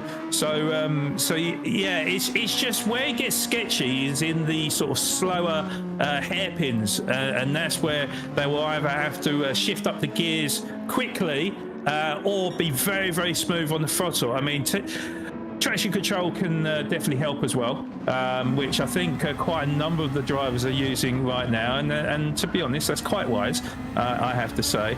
The laps here, of course, are very long. I was typically hitting 5 minute 35s on a dry circuit. On a wet circuit, you need to add a minute and then some, I'd say. So I'm sure these drivers are a lot more talented than me, and probably could grab a lot quicker lap times, but we are looking on board with one of these drivers, PDX Roland, who is a VR user. Can imagine this is very, very scary in that VR headset. Again, if it was me that was driving with a VR headset, I would need a sick bucket, I think. So yeah, fair play to the VR drivers out there, and we'll see how much this benefits Roland, in a very technical circuit, Tati. Yeah, man, it may benefit him. I think by now he's pretty used to driving in VR. He's probably having the time of his life. I have been looking at PSVR prices, I'm not going to lie, for this track. But at the very least, he's really enjoying it. Because you're right, for the same reasons that you might need a little bucket, he's probably just really enjoying the scenery. I mean, look at this. This is forested, just beautiful land. Quite frankly, it's just a gorgeous track, and PD's modeling of it in this game in particular, and of course GT Sport, is such an upgrade to what we used to have. I love it here. See, that's my problem with VR. I have VR, and it's amazing, but my attention span is great, and it's sensory overload. I get distracted, especially in the open wheel cars. I'm just looking around. I'm like, oh, that's neat, that's cool, and then my race is gone because I can't focus. But being in VR is awesome. We know that those dumb guys who do racing, the PDX crew, they are VR elitists. Idiots. And they think VR is the only way, and it is incredible. But props to those who can race competitively in VR, because I just struggle with the attention span. Well, I was just about to say that, to be honest, CK, that if it was me, if I didn't have a sit bucket, I would definitely be looking around and be like, hey, what's that guy doing in the trees? I'm sure there's a lot of details that you see on the track side that we don't see on our flat screens. Certainly my attention span would be harmed, I think, as we look on board with, I think it's our first driver coming across the line now. PHG Slick, VR driver, of course, coming across the line with a 5-minute 32.9. That's a great time from Slick, as we do look on board with PDX Roland as well. He's going to set a 5-minute 36.335 to land himself in second position. FAF Wade, Talon and Slowpoke Rods not able to do qualifying in this round, penalised or disqualified from qualifying in this round. So we do have 9 drivers that will be able to set a lap time. So but quite interesting to see the strategies that they're using. So I do wonder whether or not Slick will be running the soft tyres. Like I said, the weather conditions are a bit of an unknown at the moment. We are running on board with K Naranjo or MMR Oak. At the moment, he's looking good out there as Kai goes on to pole position with a 5-minute 20.191. That is a phenomenal time from Kai. A good 12 seconds up on his nearest rival. That is absolutely ridiculous from KD the Kai tattoo. Yeah, I mean, that's insane. We saw Oak was on a purple lap a second ago here, and he ends up just in second behind him by 1.7 seconds. So we do have someone who has brought it back down to a human level of achievement. But yeah, that was a big jump right there, and he should maybe have time to get in another one. Look at the tire wear though. These guys are just on their second lap. This is just their first flying lap, and the tires look like this on the soft. So I don't know that we're going to see those very much during the race. Well, maybe. There's rain, so there may be opportunities to put them on for just 2 laps, right? Yeah, I mean, we don't know how the weather's going to play out. As you said, with MMR Oak, yeah, I mean, showing that I'm not very fast when agreeing with them super fast times. 5-minute 21 for K Naranjo. Oh, it's Jorge has a big moment there. Nearly lost the rear end of the car, but able to keep the car pointing forward. He has got PDX Roland in front of him now. I'm not 100%. I think the slipstream is turned off, isn't it, for qualifying? But yeah, certainly normally there is a high drag following behind the car. Yeah, Jorge, well, currently P7 because he's not set a lap time yet, and he will be able to complete this lap. Yeah, we'll see what Jorge can do. Kai is. Yeah, Kai has certainly set the benchmark for this qualifying session, I'd say, TKs. Oh my goodness, he really has a 5-minute 20. It's crazy because this is such a long lap. So, you know, as we saw in the last race where they were separated by thousandths of a second, here we're separated by several seconds. Such a long lap is, look at him handle that car through the carousel. Not an easy thing to do in this car with minimal suspension. Very impressive stuff, but I mean, we expect that from Jorge, and I expect him to put quite a lap together here as he was kind of in a battle when he had that little twitch, but now has clean air ahead of him. I definitely think that battle hurt him, that twitch hurt him, and this is his last chance, and he just went wide. He went wide in the corner right before the carousel, so little mistakes here and there. It'll be interesting to see if he can't quite catch up to. Oh, why am I didn't think so? I should have shut the heck up. No. Commentators strikes yet again, and Roland, yeah, nearly got collected. But yeah, Jorge unfortunately just got on the loud pedal, maybe a bit too soon, maybe caught a wheel on the grass. Yeah, he did, I think. Yeah, he did catch a wheel on the grass, and that spun him around. Something I did actually notice as well was something I should have known was, of course, you can use the overtake button on this qualifying session.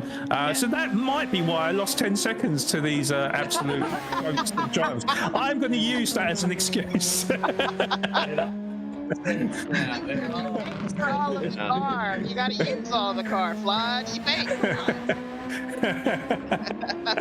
I was going to add to that earlier. I was curious about the overtake and how, I mean, obviously in qualifying, they're just going to use all of it, but that's going to come to play in the race because you only get a certain amount of overtake. And I imagine in the wet, the overtake can be a little bit sketchy. So that's going to be interesting to see how these drivers use that overtake button during the race.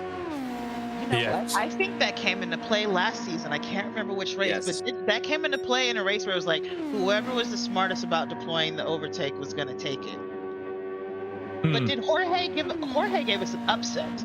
Was it the Daytona maybe where we thought, oh, he's used it all up, it's too bad, and he still pulled out a win? Okay, my memory's not great. That sounds right. It does indeed. And Roland coming across the line now beats his tyre by 4.8 seconds to move himself up into P5. S7R Nuke is currently, well, he hasn't set a time, has he? So, yeah, Jorge coming across the line now. Cotton Ballistics with nearly beating Kai, but just falling short by 0.4 of a second to land himself into P2. Talon up into P5. Well, I don't understand. Why is he up into P5? I'm not sure. But it's silly GT7. We had a couple drivers who were not able to qualify due to some racing or technical infringements. So it's GT7 being GT7. So you're going to have to work extra hard on your maths, figuring out the where they line up on the grid. So we have some time, as we do have quite a bit of runoff here. It's such a long track.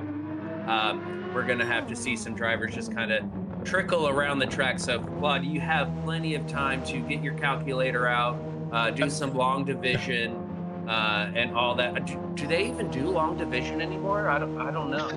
I don't know what you math. I think math has changed with the division.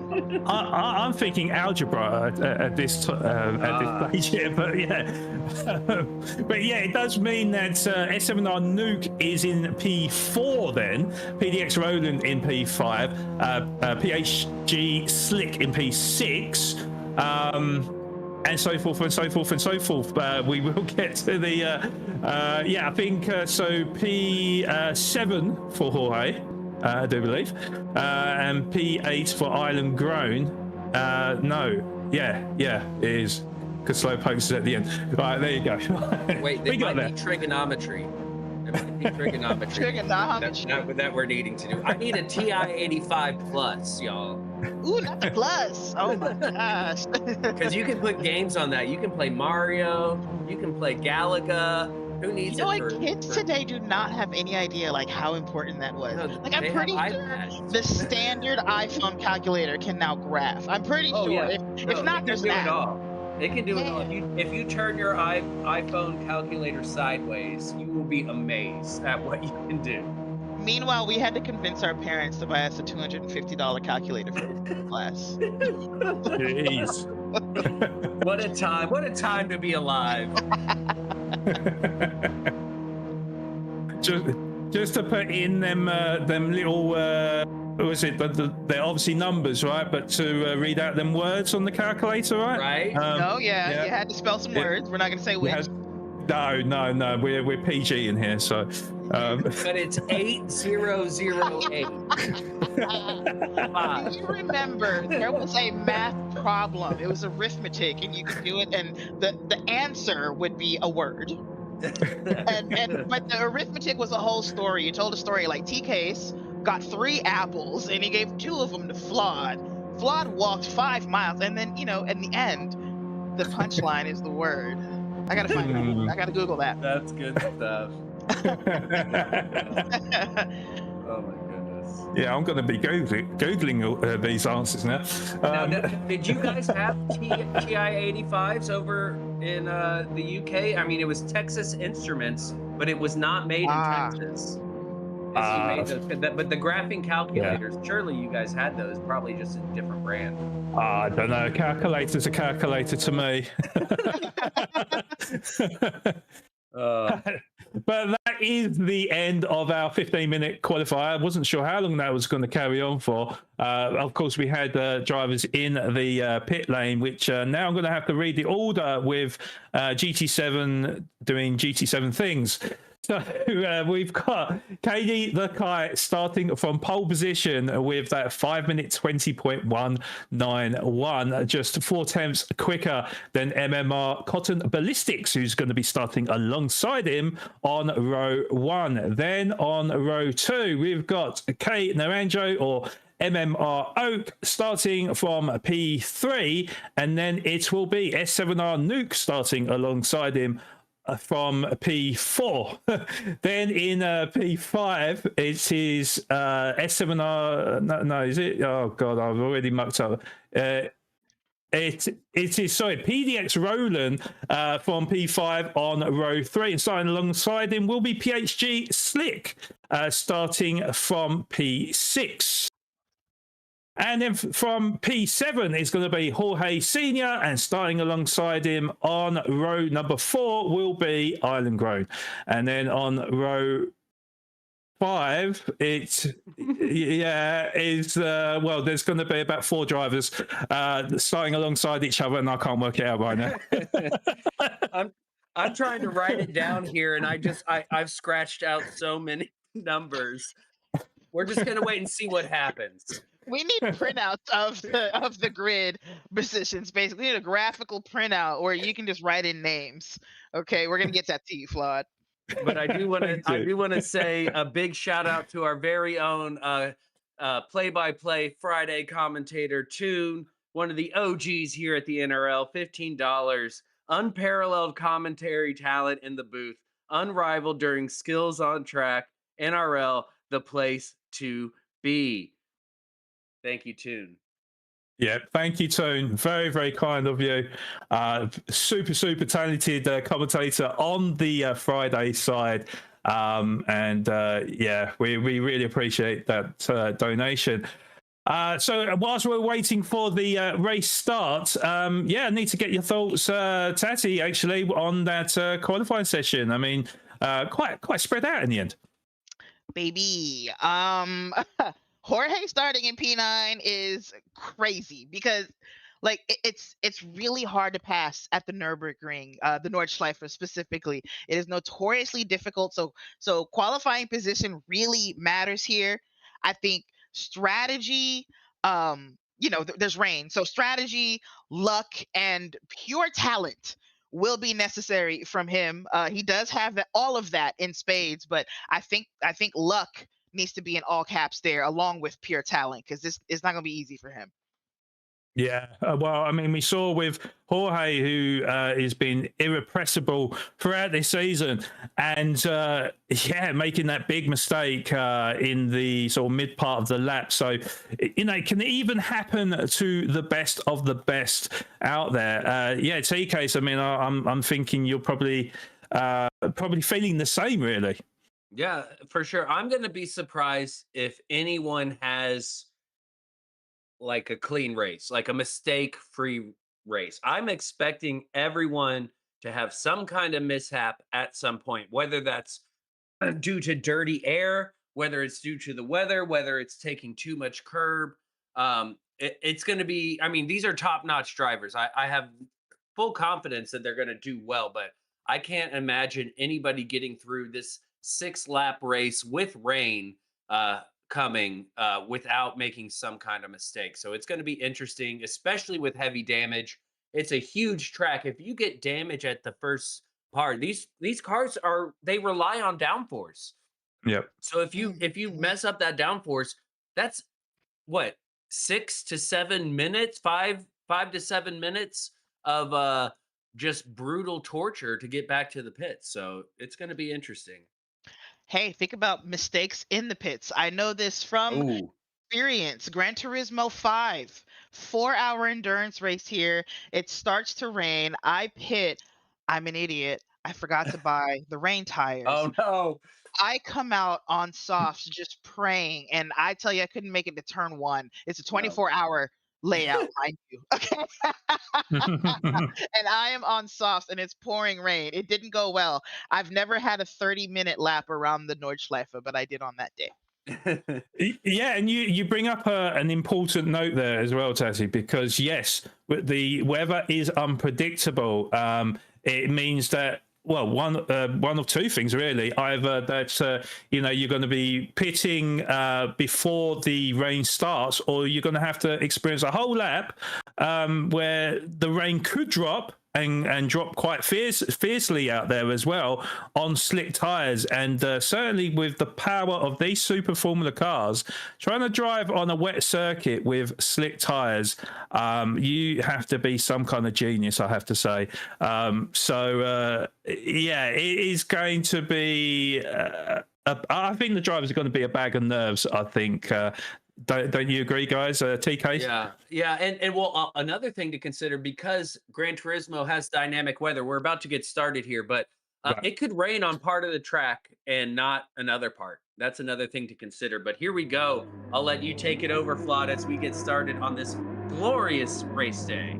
Thank you, TK. So round 3 of our Saturday heats in Division A, the Kai and Cotton Ballistics is going to get us underway as we got 5 red lights. And away we go with a short run up to turn number 1. So Kai should lead ahead of Cotton Ballistics and Kano Anjo in P3. We got S7R Nuke in P4, PDX Roland in P5 with PHG Slick in 6th position. We got Jorge looking to close the gap already in P7, getting a lightning start as he tries to challenge PHG Slick in the S's here, which is no easy feat. But at the moment, yeah, great start from Jorge, but nowhere for him to go at this stage. Of course, we have got the overtake button that he is deploying and gets past PHG Slick down the straight up the hill to move up into P6 already and closing in on PDX Roland, who has closed in to S7R Nuke as well, as PDX Roland pulls to the side of him, and Jorge around the outside of the 2 drivers to move up into P4. And now we've got Slick as well moving up into P6 around the outside. Really brave. Oh, we've got Island Pro going off across the grass, going wide and just about holding onto the car, but moving down into P9 with Wabajito taking up that 8th position, TKs. Oh my goodness. I mean, it's everywhere, everywhere all the time. What was that movie called? You know what I'm talking about. Everything, everywhere, all at once. Yes. Thank you. Thank you, Tati. I know we're on the same page. And look at that in the background. They're battling side by side. This is crazy. These cars weren't meant to drive on this circuit. And oh my goodness, Oak into the lead. What a great start to this race. Oak is on the softs. We have a mix of drivers on softs and mediums I've seen so far. Cotton on the soft, Oak on the softs. I haven't finished going through, and everybody else I've seen on the mediums. The Kai starting on pole on the mediums was an interesting choice. Don't you think so, Vlad? Yeah, I think so, but it really depends on when this rain comes now. If it comes sooner rather than later, then the softs might be... Oh, Snook just making the move on PDX Roland as he sweeps in front of his nose, actually, there. So nearly contact between the 2 drivers, but Nuke into 6th position. Currently, as he goes wide, hits the wall on the outside, and there goes PDX Roland and FAF Bobachito around the outside, and Snook loses 2 positions down into P8, Tati. Yeah, no damage, luckily, though, but he does lose those 2 positions, unfortunately. So Roland and Bobachito ahead of him, but he's got something he can do here. He's using overtake. Shout out to Jorge with the smart use of overtake, too, to just get ahead and get where he could. He's going to probably have to, save it a little bit later, but it's very smart here. In fact, here's Bobachito chasing Slick, I think. Who did they just pass? Yeah, he passed Roland. Yeah, but big change in the grid at the moment. Yeah, of course, when they deploy the overtake, it gives them the boost of energy in that car. So it looks like a lot of the drivers are deploying that overtake button on the first lap, as Bobachito looks like he's sizing up an opportunity on VR Slick. He's got the inside line as well, but Slick did sweep in front of him to hold on to that P5. So important to hold on to the inside line of of that carousel, and we've got we've got Roland as well on the bumper of Bobagido, as Bobagido tries to challenge Slick as well. This is where really the drivers do need to be line astern going into these sequence of corners, but they are line astern and maybe just trying to capitalize on a mistake if one presents itself, as S7 went a little bit wide but kept it on the track. Talon closing in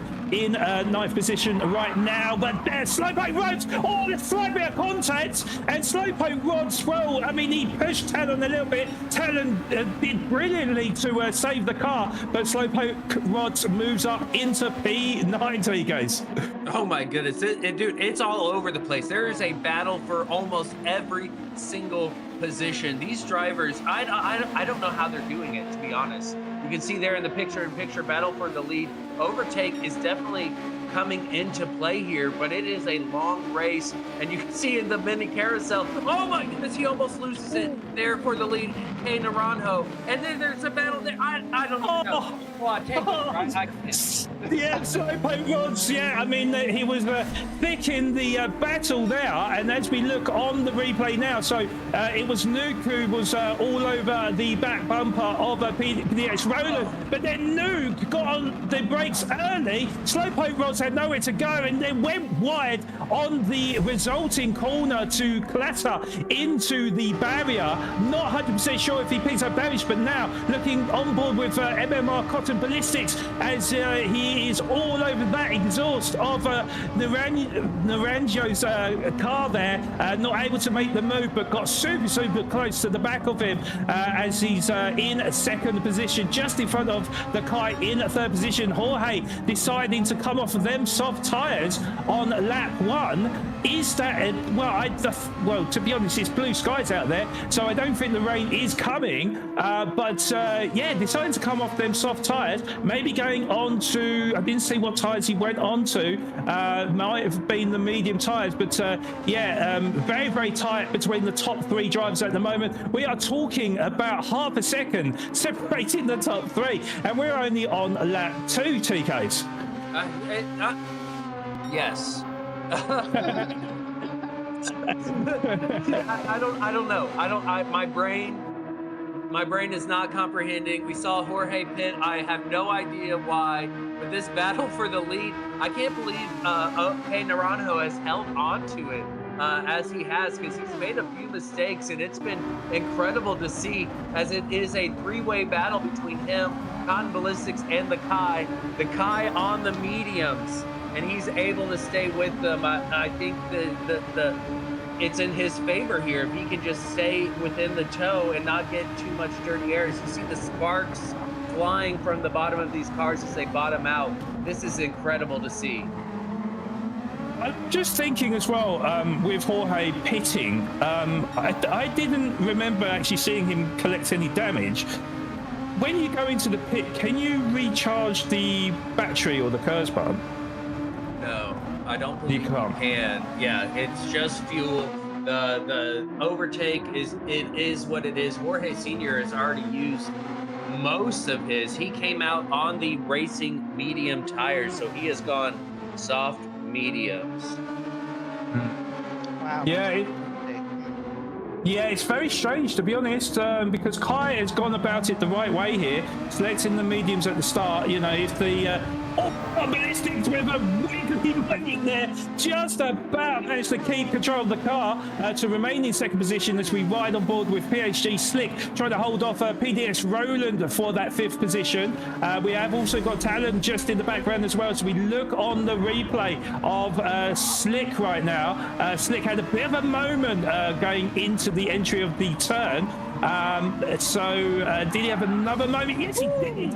Into the barrier. He caught the sausage curb, which unsettled the car, and unfortunately, he was an absolute passenger going into the barrier there, as it looks like Roland trying to challenge now Slick, and should have the overspeed as we go up the hill, and I think he's deploying the overtake button as Talon speeds past Slick as well into P6, and that damage really starting to hurt Slick, who has moved down 2 positions in a corner. And also to Jorge, I see in the background, who looks like, I don't know if he made the move on the S7R Nuke or not. TK, so I don't know if you got any viewing of that, but certainly very close between the 2 drivers as we look on the replay, TK, if you want to take us through this. Yeah, I didn't see it, but good thing McNaughty is a pro, and he saw it. A little bit of wheel-to-wheel, but nothing just outrageous there. Good racing by both of them. He was just able to carry more speed and get by Nuke there.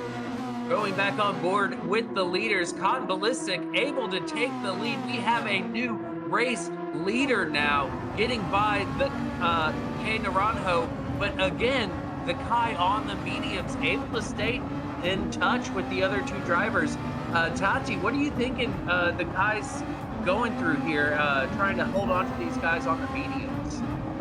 You know, I think if it's not time to pit yet, maybe just having a strategy saying, if the rain comes, I'll get off these tires. I'm hanging on to these guys. I can catch them on rain tires, whatever, as long as I don't lose them. But if the rain doesn't come when I expect it, I will have better tires for that last lap or whatever we get before it does come. We know it's coming, but how long he can be fast before it comes is important too. Yes, exactly. That is the $100 million question, I think. The testing that I did, the rain came in lap 5. So it didn't rain in the first part, and I chose the medium tyres, which were quite burnt down. It's Jorge trying to challenge PDS Roland as they went side by side down the crest, and PDS Roland able to hold off Jorge for the time being, but Jorge trying to get a move on here by the looks of it. He has used a lot of that overtake button though, so he may be at a bit of a disadvantage as we go down the straight now, the Dottinger Straight, isn't it? That's about the only name I know. But he gets past PDS Roland into P6 with the overtake, with the overspeed, sorry, and now trying to close in on Talon. It looks like PDS Roland is pushing him on as well. So coming out of that slipstream, powers past Talon into P5, and PDS Roland trying to follow suit, but Jorge pulling to the right-hand side to help Talon along. So seeing that PDS Roland is a bit of a threat to that position, so helping Talon out, who is now sandwiched between Jorge and PDS Roland as K Naranjo comes in to the pits to get off of them soft tires. And was there another driver? I'm not 100% sure, but Cotton Ballistics just came out on the softs. Oak coming out on the softs as well, so they're not seeing rain anytime soon, so they're trying to maximize their pace here. So interesting tactic from Cotton Ballistics and K Naranjo coming out on the soft tires. I did not expect that. Did not expect that. Now Cotton inherits first place because he didn't have to pit on those mediums. Yes, indeed. So working to a plumb for the Kai as well, because there was a big gap between the Kai and Bobachido last time I looked. I think it was about 14 seconds last time I looked. So PDS Roland now trying to challenge Talon. You can see that Jorge has just peeled away in the background, so really trying to home in on the top 4 drivers. PDX Roland, who just looking at his overtake, has got about a quarter left, so he's got a little bit left in the tank to push if he needs to.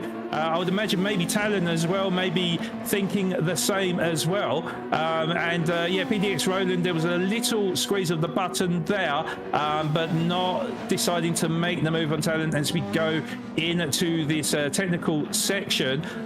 So I think them two are going to be working as a team to try and propel themselves up later on in the race. But looking on board with the Kai, there you have it.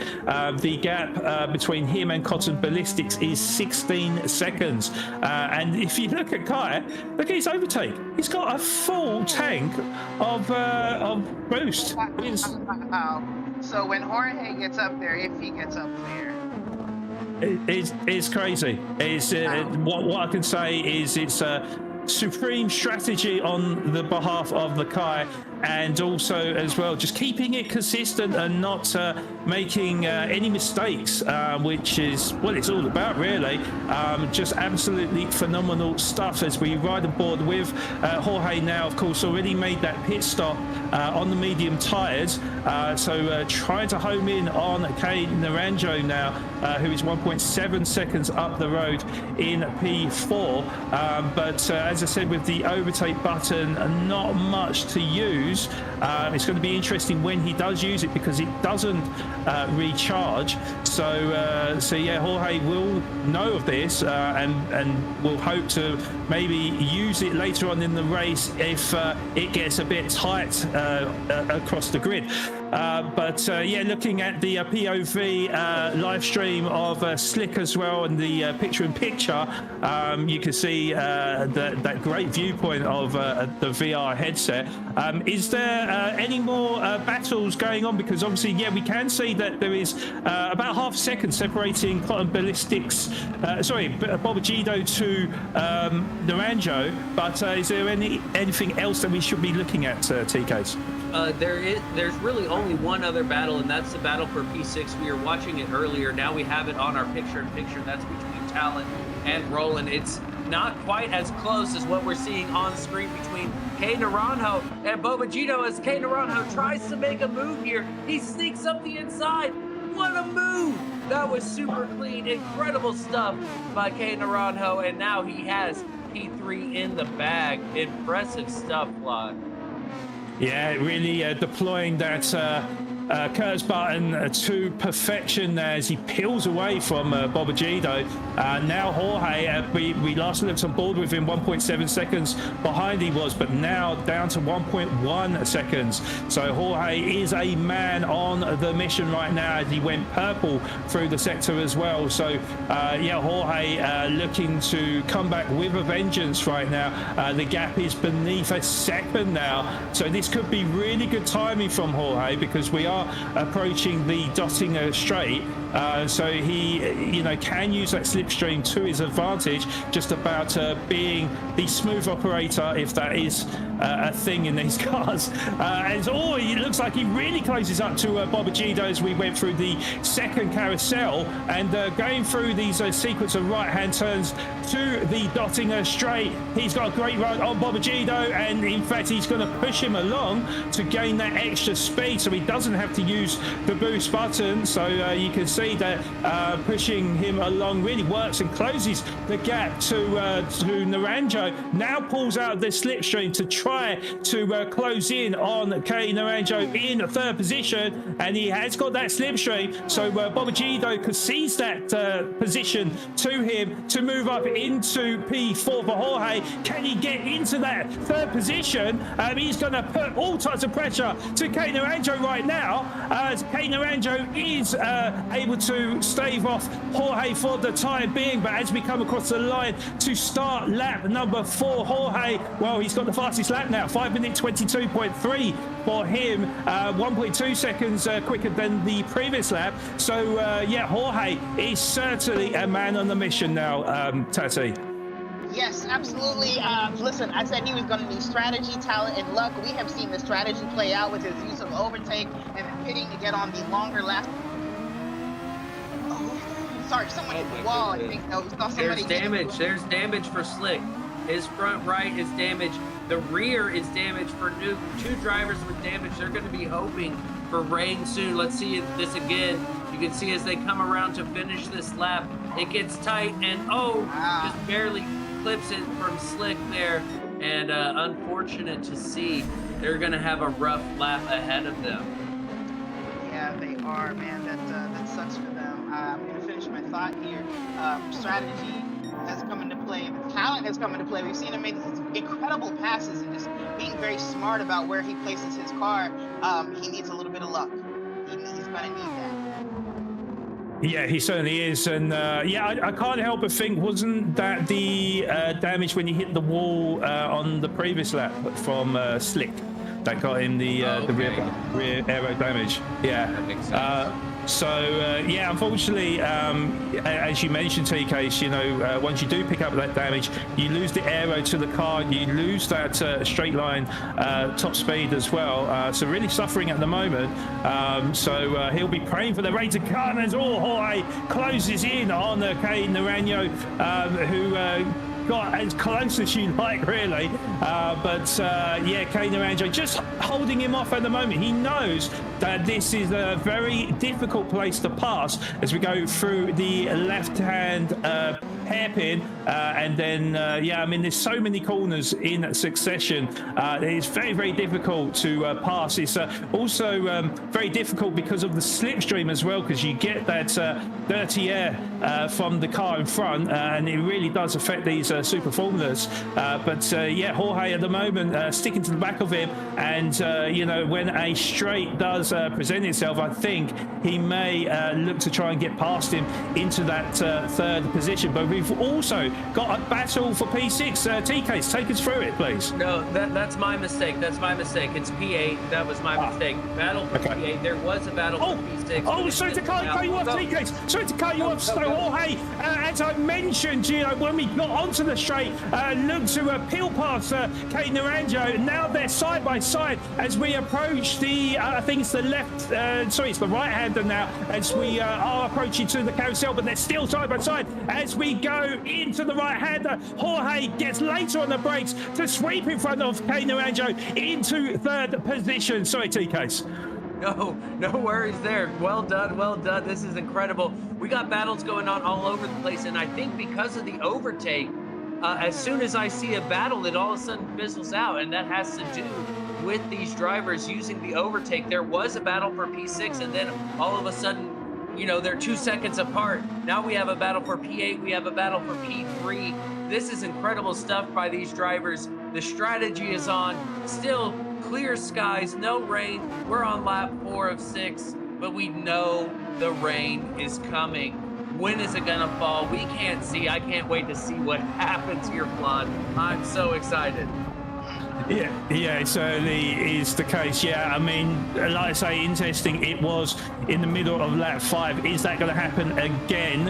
Who knows? Jorge, he was almost taking liberties there as he clattered over the curb and put the car a little bit out of shape on the exit, but still holding off Kane Naranjo on that third position. I mean, to be honest, nearly contact between the two drivers. A little bit of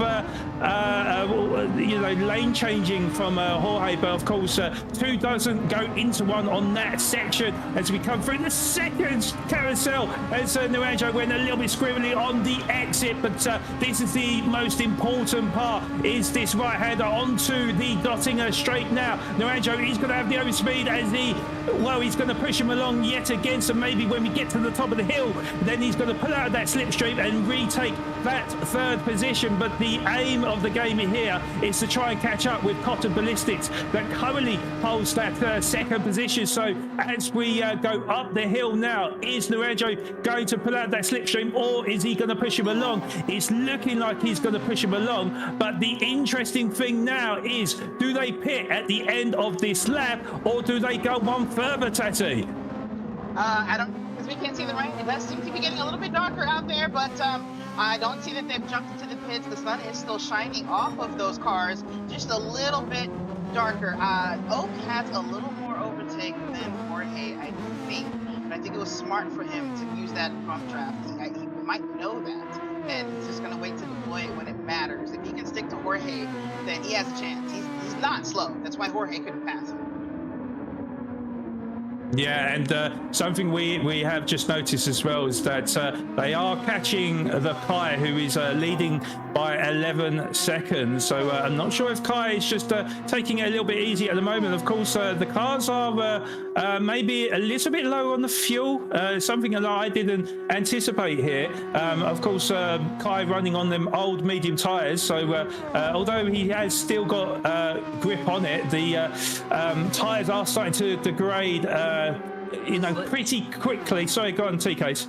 Slick is in the pits, P9. He has that damage we saw earlier, and he was almost completely out of fuel. So Slick coming in, P10, and look, it is getting dark out there. Oh my goodness, Slick saw something, maybe right spot, right time, as we see in the picture-in-picture, but Jorge's still under pressure from K Naranjo. This is going to be interesting because these guys got a lot of way to go if the rain comes here, Flood. Yeah, and this is it, such a long lap as well.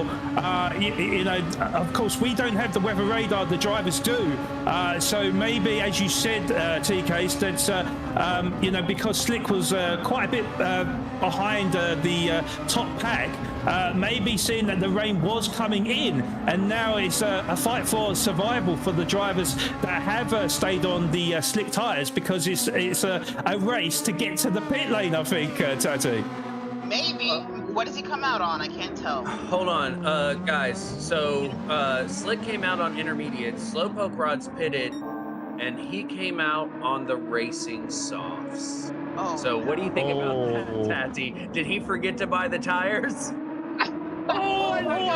Jorge makes the move on Cotton Ballistics as he ran wide, hit the wall, and Jorge into second position. Now under pressure from K Naranjo, who's looking to try and take that third position. And Cotton Ballistics went wide as well. And K Naranjo does make the move to move up into P3. Cotton Ballistics will come fighting back, but we'll go on the replay and see what happened to Cotton Ballistics as he exited the corner. And I think it's that same wall that Slick hit as we approached the left-hander. Yeah, he went massively wide. He skimmed the wall on the outside. There was Jorge to take that second position away from him, and they are side by side, and it could be a three-way battle as K Naranjo holds on to second position. In fact, made the move on Jorge to move up into P2. Jorge is coming, fighting back, trying to take up that inside line. They're going to be wheel to wheel. K Naranjo goes wide into the barrier and will pick up damage as he moves down into P4 case. Oh my goodness, let's look at this again. You were calling this so perfectly, and it's just so much happening as we see K Naranjo just doing so good up here, but his tires are worn. You can see Jorge and Cotton Ballistics applying the pressure. Nothing he can do. He runs wide, gets a little squirrely and into the wall. Luckily, not too much damage, and he is approaching that pit window towards the end of this lap. So damage limitation here for K Naranjo squad. Yeah, yes indeed, and that was quite hard to call there when you got three cars fighting for position in a very tight part of the circuit. It just seemed like there was only ever going to be one outcome there. It, rather unfortunate for K Naranjo there. Luckily for him, it does look like the rain is coming because it's very, very misty out there, but no track surface water at the minute. So I think, and I say I think, that they can get back to the pits to get on to them rain tyres, whether it's the inters or the wet tyres. It does remain to be seen, but I thought for a moment, Tati, that they were going to make it back to the pits in time for the rain, but I think they just got away with it, I think.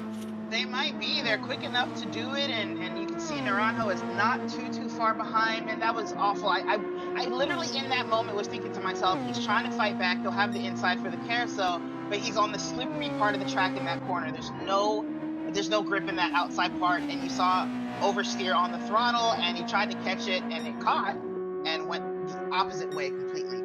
Well, I just want to say that the rain is coming in now, because you can see on the left-hand side by the tyres that it is starting to fill up. It's still in the slick conditions, but fast approaching the intermediates as the pitter-patter of the rain starts coming down. So, it looks like Kai Jorge will get back into the pits. Ballistics as well. K Naranjo with no tyre wear left, just about getting back into the pit lane as well. Bobachido, I think, will follow suit. It really depends on the drivers towards the back of the grid now, whether or not they can get back to the pit lane in time. Talon, well, I think he may just about get away with it, but he's got very much fumes left in that car. No fuel left in the tank. Actually, Bobagido only had 2% of fuel himself. Talon 1%. PDX Roland, where is he? Because I think he's struggling as we've got drivers coming out on track on to the, I think it was the intermediate tyres, but PDX Roland just managed to get back into the pits in time. Now it's going to be a fight between FIM Wade and S79 Nuke, who are literally toe-to-toe with each other as they approach the braking zone. This could get rather messy, so it looks like S79 Nuke doing the right thing here, getting on the brakes early, so there weren't any calamity as we approach the pit lane. And then I think you said Slick got on to the intermediate tyre, so it's just a case of slowpoke rods. Oh, is it? Oh, he spins round, and this what is it, a 720-degree turn there for him. I mean, he's lucky he avoided the walls there, but you can see now how difficult it is for the drivers just for that traction as we look on the replay. So just going around, oh yeah, he went wide onto the grass and dirty tyres, and well, it was a kind of almost a 360, kind of spun himself around, and he has got damage actually, so didn't get away with it. It looks like he's having a bit of a nightmare, but it is going to be now a straight up fight for that P2 and 3, although the gap has closed to KD the Kite to about 5 seconds now, Tati. Yeah, yes, it's very close now. Again, the Kai does have all that overtake to deploy when he needs it. I don't know what tires he's on, but there may be a speed differential there too. I think the wets are way grippier when it starts to get up into those certain conditions, and we see by these two drivers having the wets, they anticipate that. But I wonder if the Kai's on. He could be on inters. I don't know. The Kai is on inters. The Kai is on inters. And Jorge and Cotton both on the full wets. This is interesting because Slick and Island, who pitted early, they were some of the first pitters. They went on intermediates, so this is going to be interesting how it plays out.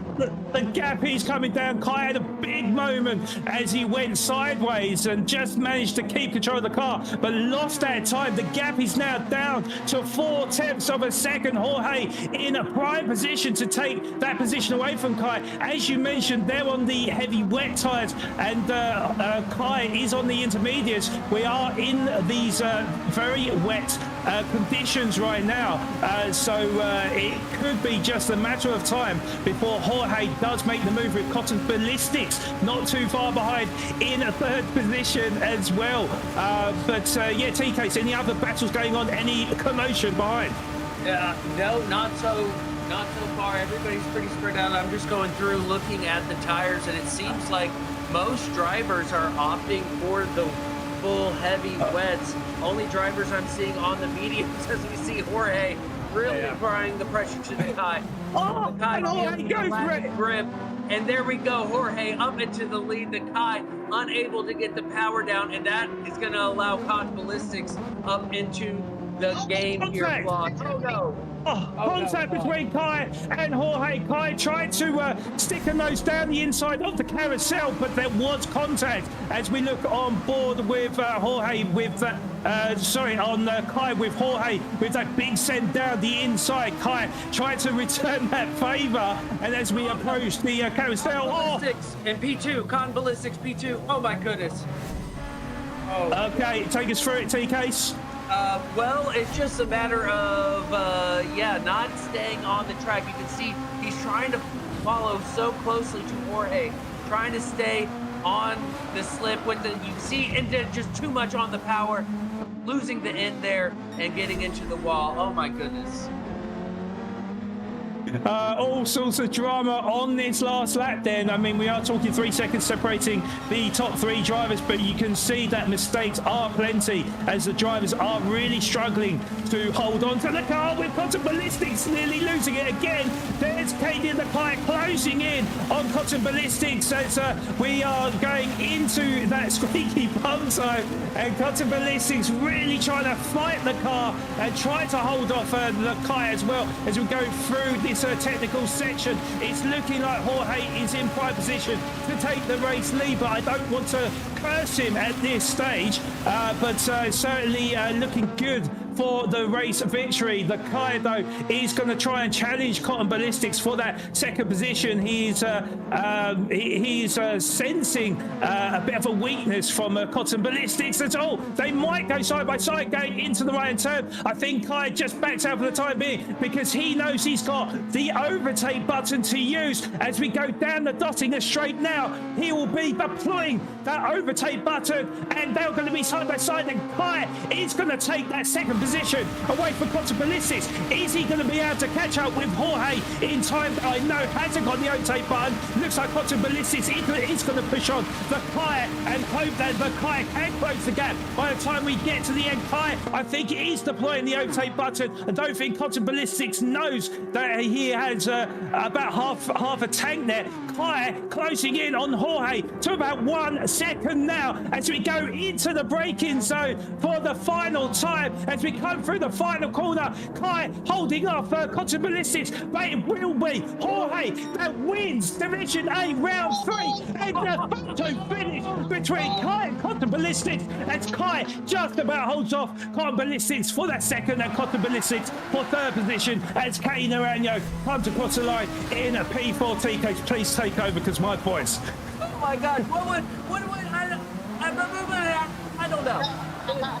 This is crazy. These drivers are pushing all the limits here, trying to get through the end, coming across the line in great fashion there. Katie Naranjo getting across the line. That was incredible. The battle for P2. What a battle between the Kai and Cotton Ballistics. The Kai on the inters, Cotton Ballistics on the full wets. You know, this race, I expected this race to be a much more spread out, much less dramatic, other than self-inflicted MDKs. But we're seeing just incredible racing by these drivers, and that's Division A for the NRL for you. I think so. Would you agree, Tati? Man, yes, that was insane. I couldn't believe how hard they were fighting. Kai rather, by less than a nose, just holds on to P2. That was amazing. We needed another lap. We needed another lap. Gosh. Yeah. For show. I literally couldn't spit out my words quick enough there, guys. There was just so much action in that last half a lap. Absolutely craziness how that ended. But this is the NRL, and McNulty, he really does bring the magic in these races for the drivers, and of course the stars of the show in Division A with losing my voice at the end there as well, TKs. I'm about as moist as it is on track right now. I got a damp face. My pits are sweaty. I don't even want to look at my chair. This has been a great Saturday. I mean, what else would you rather do than be here for the NRL, enjoying this incredible racing? Shout out to all the drivers. This was a hard one. Slowpoke rods hanging in there, doing a soft to full wet. We got Island in there doing a medium to intermediates. This is quite incredible to see as these drivers finish out this race. Yeah, it certainly brought out the best in the drivers, that's for sure, and maybe the worst in some of the other drivers. But that was absolutely incredible. I mean, we knew how difficult the conditions were for the drivers. We didn't expect it to be so tight at the end, as we see Island Grow. I don't know if he lost complete control of the car or just showing off at this stage, trying to do a few burnouts there. So fair play to Island Grow. But what a fantastic race we've just seen there, and congratulations to Jorge with his second race victory of the season. Wow. Oh, okay. Wow. 7th to 1st. Yeah. Let's go. Yeah. Yeah, phenomenal stuff from Jorge. And although this is the provisional race results, big congratulations goes to Jorge for his second win of the season, finishing just 1.5 seconds in front of the Kai. It was a touch and go whether or not Kai could have closed the gap with all that overtake energy left in the tank, but I'm sure we'll be happy and relieved to finish in second position ahead of Cotton Ballistics. Well, I mean, it was a photo finish at the end. We are talking, what is that? I don't even know, half a tenth. I've lost all process of thoughts there. But yeah, Kane Naranjo finishing in a fourth position. I think he'll still be happy with that, finishing in front of FAF Bobagido. Then came Talent in P6, PDX Roland in seventh position, with FAF Wade in eighth position. And then in ninth, we've got S7R Nuke finishing ahead of PHG Slick with the final point of the race, with FAF Slowpoke Rods finishing in 11th and Island Grown in 12th position. Now, it's going to be so interesting to get the thoughts of our top three drivers. In fact, we've got two drivers in the interview room now. So I think what we're going to do is we're going to come to MMR Cotton Ballistics with that fabulous, was it third position, wasn't it? Yeah. Yeah, Cotton Ballistics, pleasure to have you in the interview room, and congratulations on that third position. How are the nerves? How are you feeling after such a dramatic ending to the race? Can you guys hear me? Yes. Can. Okay. I'm a little scared though. Yeah. Okay, Christian Bale's Batman. We see him. Where is he? or are you Bane? Were you born in the dark? Molded by it? It's Master Chief. Oh, okay. Yeah, so that race was absolutely nuts. I was at the edge of my seat the entire time. I did surprisingly well in qualifying. I didn't expect to get P2, but then I saw that Jorge had his mistake. So yeah, starting P2, it was just a matter of making the sauce last as long as I could. I knew that Kai was going to be a problem, but when I found out he was on mediums, that kind of worried me even more. But yeah, it was a intense race the entire time. It was extremely fun though. And big congrats to Kai for P2, and right here with his great comeback to finish P1 after messing up quality. Yeah, I mean, it was a great fight back. I mean, we couldn't call it at the end. Obviously, very tricky conditions for you guys as well, where you know, we was on the edge of our seats. I'm sure you was on the edge of your seat. It was very nervy at the end, and I have to say a big congratulations for you for holding the nerve, getting third position. Unlucky to not even get second because it was that close at the end, but huge congratulations goes to Cotton Ballistics. And TK, what are your thoughts? What are your questions? Yeah, absolutely. So Cotton, I mean, great job. Well done. You had an excellent qualifying. You were one of the few drivers, only a handful of drivers did the two-stopper. What's your reasoning behind doing that two-stopper versus the one-stop? Well, after an initial test, I thought that the rain would come on lap 4 because I thought it was 6 laps, 1 lap per slide.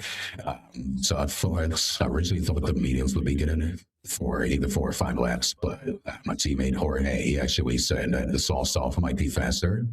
So I spent a few days practicing that, and I kind of just stuck with it. I never went back to the mediums, and overall I just felt more comfortable. I could control the car better on the sauce anyway. Oh, right on. Well, you did a great job. That was a thrilling race. I mean, go back and watch the broadcast because we had a time and a half calling this one. Tati, any questions for Cotton? Yeah, sure. Hey, Master Chief. So you hit the wall at some point in this race. I think one of the final stints, if I'm not mistaken. How much did that wall contact hurt your shot at the win? Not the win necessarily. Well, yeah, the win. You were up there. Yep. You led at Yep. some point in this race. So yeah, I did have a couple wall impacts. The first one, I think it was on lap 5, where Jorge and Hope were catching up to me, and I just had a complete loss of concentration. I think I was chaining something on the MFD, and I went a little bit wide. Was fortunate enough to not get damage. And then I think I did also hit the wall on the last lap too, but managed to keep the car going forward and didn't get damage again. So, did it prevent any from winning? I don't know. I think had I not made that second mistake, I probably could have been second, but I, with all the overtake that he had, it would have been really difficult to stay in front of him even without that mistake on the last lap. Yeah. I mean, listen, man, you were almost there. And that battle with the Kai at the end, you had the better tires. I think he had just more overtake and deployed it in some pretty lucky spots. But you were right there with him, and we absolutely loved it. Again, congratulations on P2. This is big points for you. Thank you. Thank you. P3, I think. P3, sorry, yes. Yeah. Can I Sorry, request TK? that everyone uses some type of voice filter? Yes, please. Because I've got chills. That was fantastic. I'm glad you guys like that. Smooth operator there, I have to say. Yeah, no, massive congratulations to you, Cotter Ballistics, and probably one of the finest races we've ever seen in NRL. And I said that about Division B earlier, right. So crazy, and just something to be proud of, I think, Cotter Ballistics, because you was in the thick of it. So massive congratulations to you. Thank you. I really didn't expect any podiums today. They are in this series, and all the caliber of drivers here is just insane. So I consider myself gracious to be here right now.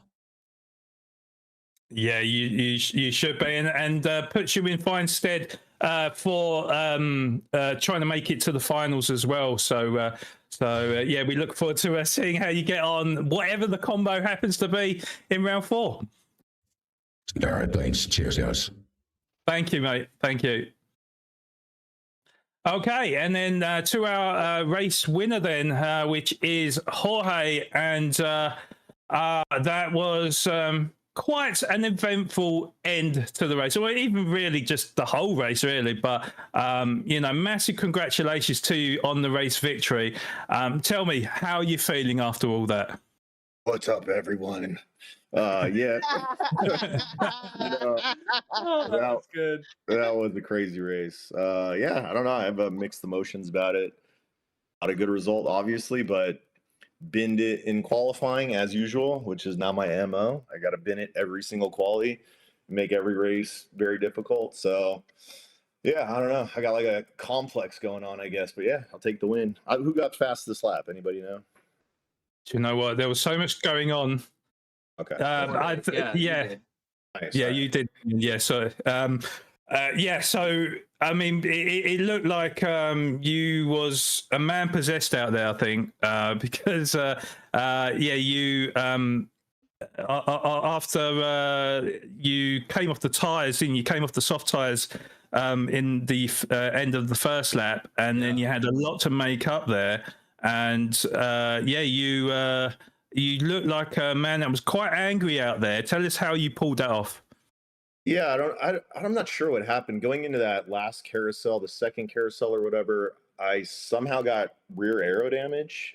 I don't know if it was net code with the Kai, or maybe the Kai did hit me. I don't think the Kai hit me. And I know I tapped Cotton in front of me, but I looked down and I had rear aero damage. So I went in, which was not the plan. And then I knew I had good pace around there. I felt like I probably had better pace from practicing Cotton and seeing some of the other drivers in practice lobbies, I figured I had better pace than everybody. The Kai was an unknown, so I just put my head down and basically was trying to go for a podium or second place at that point. And then I'm not sure what happened to the Kai. I'm assuming they spun in the rain or got damaged in the rain. So once I mean, I certainly wasn't going to catch them if that hadn't happened. But yeah, I guess I got lucky. Yeah, well, I can report that when you came into the carousel, there was a little bit of contact. I think both of you wanted to take the inside line, being the optimal line through the carousel. And yeah, unfortunately, two don't go into an inside line. So yeah, unfortunately, Kai did spin out a little bit and you was able to peel away. But, you know, definitely you know, the job that you did was absolutely remarkable, and I've got to give you the highest praise for achieving that. So, Tati, any questions, thoughts? I'm sure you got many towards our race winner today. I do. I mean, Jorge, this was an insane drive. I do owe you an apology. You bend it in qualifying while I was talking about you, not doing what everything you needed to do. But you know, you've done it on your own a couple times, so I just feel like we take equal blame for this. Oh, I do it. I do it every time now. Well, usually you have more chances too. So, you know, again, I'm sorry about that, but you turned it into a win somehow. You started this thing in P9, which is crazy. So you had to make a couple of strategy calls. You executed in the rain. Was this one of those races where, I mean, beyond the qualifying, the actual race, one of them races where everything clicked, or did you really have to force it the entire way to get this win?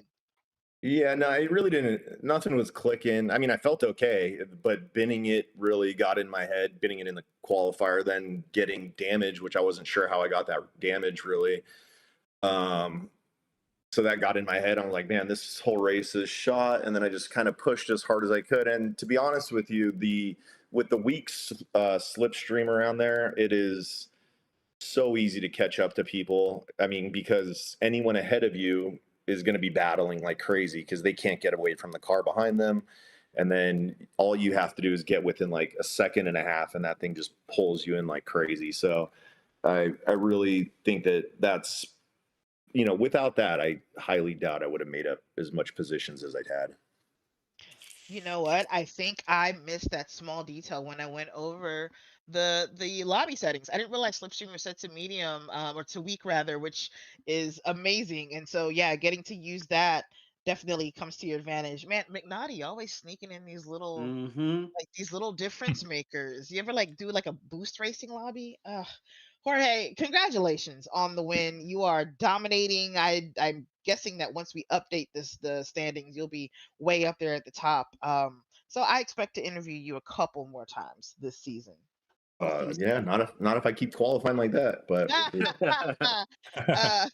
The race is what matters. true. Yeah, I mean, you did this at a track that's really hard to pass at. I mean, you can't. Yeah. You can't downplay that. Yeah, thanks. He's modest. He's modest. Oh, modest, my guy.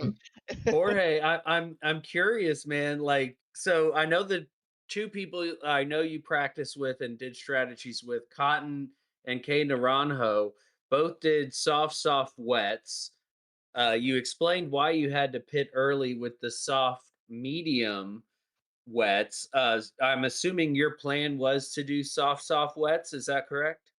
Yeah, I honestly I didn't test it enough to really determine which was faster. I honestly just wanted to do the opposite of what I thought the Kai was going to do. I thought Right on. the mediums is probably this much smarter play, and I just did not want to be in a 5-lap slipstream battle slash slipstream train. So I was just like, I'm just going to try something different. I think hypothetically it could be faster by maybe 3 to 4 seconds overall through the whole race with the soft. So I was just like, screw it. I'm just going to try it for fun, basically. Right on. And then again, what was it that made you choose the wets? Because a few drivers did choose inters, the Kai being one of them. And I think that's where you really had that advantage there. It was barely full wet territory in that race. But what was it about the full wets over the enters that made you go with that strategy? Yeah, that car actually, well, I mean, first of all, in all the testing I had done, it basically always got to full wet territory. And I don't I don't even think I looked at the moisture meter once in this race because I was just like, I'm just going wets. I don't doesn't matter. But so yeah, I think it always got to full wet territory, and that car actually feels really good in some ways in the wets, or in the wet. You can basically go flat through a lot of turns. It feels great more at higher and mid speed, but then in low speed, it feels really understeery and sketchy. And so even on the wets. So I think I probably did one lap on the inters at the beginning of practice, and I was like, oh yeah, this isn't it. I'm just going to go wets for sure. Car feels 10 times better. Right on. Great insight and congratulations. Well done to you, sir. Yeah, thank you. Yeah, and Jorge, I think with that second victory of the season, I think that puts you in great stead for the finals. So maybe the pressure taken off for our round 4 race, which we will find out very shortly. But a huge congratulations to you on such a great performance, and nerves of steel to grab that victory today. Yeah, thank you. Appreciate it, everyone. Have a good afternoon. You too, Jorge. Take care. Bye-bye. Okay, so yeah, I mean, it was really interesting to get the thoughts of our podium drivers. It was I'm still trying to recover, to be honest. It's that was one of the most intense, and you just couldn't call it, could you? That last lap, it was just you didn't know which way it was going to go, and yeah, it just fair play to the drivers. One for putting on such a great show, two for controlling the cars in very, very tricky conditions as well. So yeah, a lot to think about, I think, here, guys. But whilst we do, we are going to go for a quick break. So when we come back, we'll have the provisional standings from our Saturday Division A after 3 races, and we will reveal what's in store for our Saturday drivers in round 4 of this crucial round of the NRL Season 7, coming up in 2 weeks' time. So back in a moment.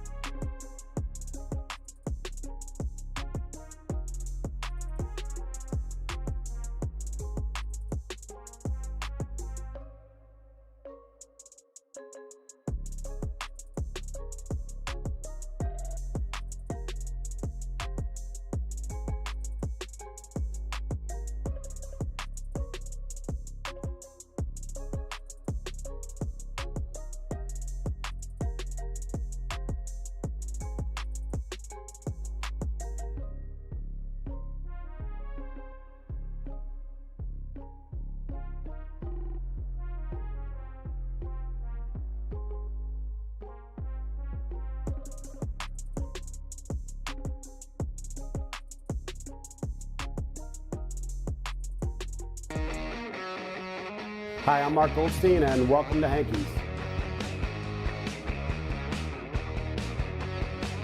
We are located in the heart of Old Town Florissant, 901 North Lafayette, a few blocks down from Sacred Heart Church and Hendel's Market Cafe. This local establishment started in 1926. The Hankies family bought the bar from the Schraders in 1955. And then turned into what it is today, Hankies Tavern. And in 2021, a group of local investors became owners of Hankies Tavern. Recently, we went from a dirt pile to a full-fledged patio, which has bags and washers, entertainment on Friday, Saturday night, which we hope to extend that. We have extended our kitchen hours, which is a request for many, many years. We do have draft beer back after a 12-year lull of no draft beer. We have brought that back with Budweiser as our mainstay, since this was a Budweiser bar and 1926, right before Prohibition. We're still doing the crinkle cut fries and our cheeseburger platters, but now we have a couple new creative ideas that our kitchen staff has came up with. So come in and try our homemade chicken lollipops. We smoke them fresh daily and then fry them and top them with a Asian butter sauce, and then topped with green onions as well. That's our biggest hit right now that we have on our menu. Each and every day we make fresh sauces, and we take pride in that. We feel like we have a very good variety of sauces that pair well with our appetizers. Whether you want to come in here for lunch with just you and a buddy, or you want to come in here with you and your whole group of people, whether it's 20 people, 200 people, we feel like we can accommodate everyone and anybody. As of this year, we've done something that it hasn't happened in the history of this establishment. We do accept credit cards. We established a Hanky's Helps non-for-profit organization that reaches out to friends in need. Hanky's is a community bar. We have a lot of the regulars from years past still attending. We have a lot of the regulars that have left our area that are coming back in droves to see what's going on. Hours of operation is from 11 a.m. to 1:30 a.m. The kitchen hours are from 11 a.m. till 8 p.m. Monday, Tuesday, Wednesday, and Thursday, Friday, Saturday, 11 a.m. till 9 p.m. Find out more information about Hanky's on our Hanky's Facebook page, Hanky's Tavern. We put the band, when the bands are going to be here, the events are going to be here. Come join us at Hanky's Tavern for a burger and a beer. You'll enjoy all the new items that we have, and you'll enjoy all our new improvements. So we look forward to seeing you in the future. Again, join us on our Facebook page, or you can call us at 314-386-1525 to get a carry-out order, or if you have any questions.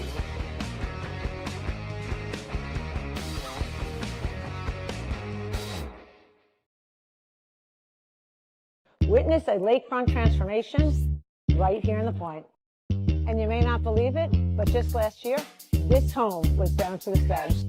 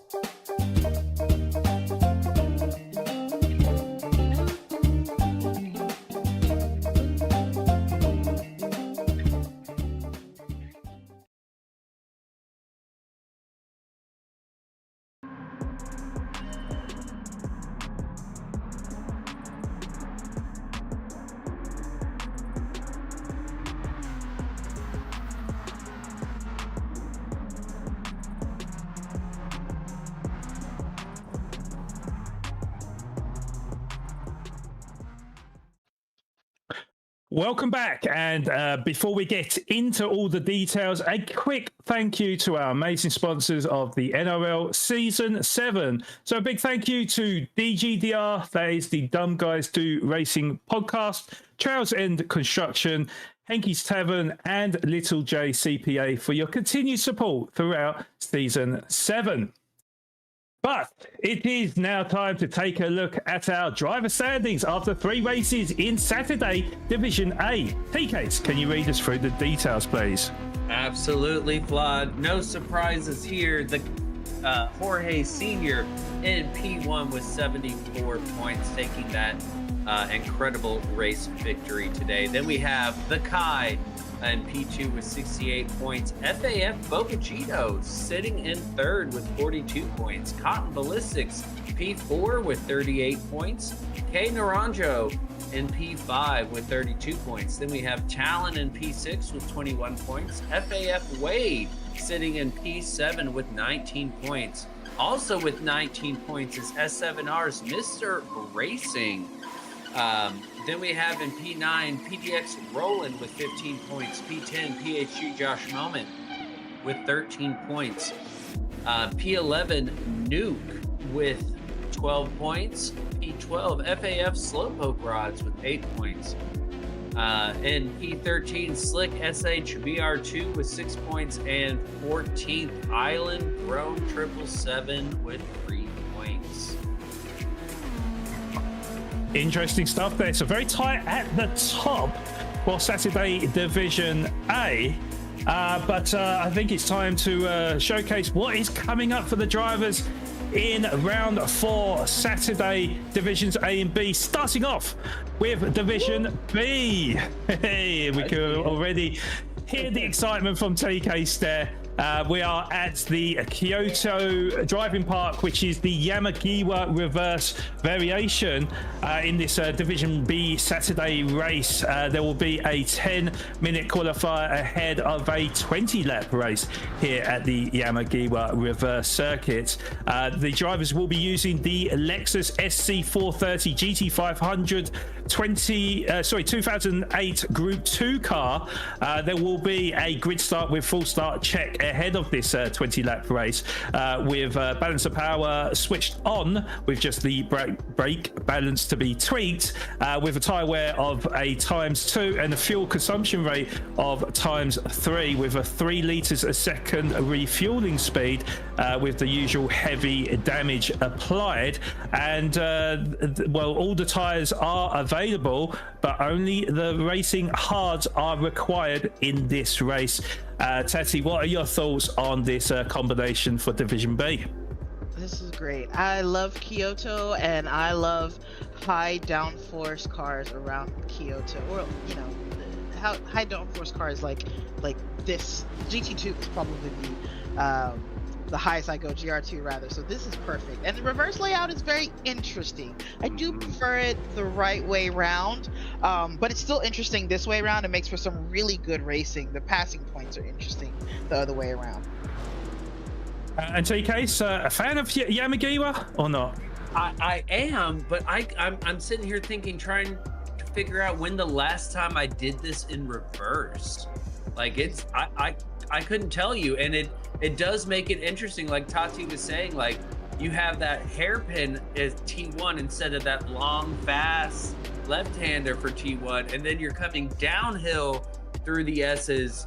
The chicane also is it kind of just throws everything up in the air and says good luck everybody, and then you're dealing with these not traditionally used Lexus from the early aughts, if you will, Group 2 car.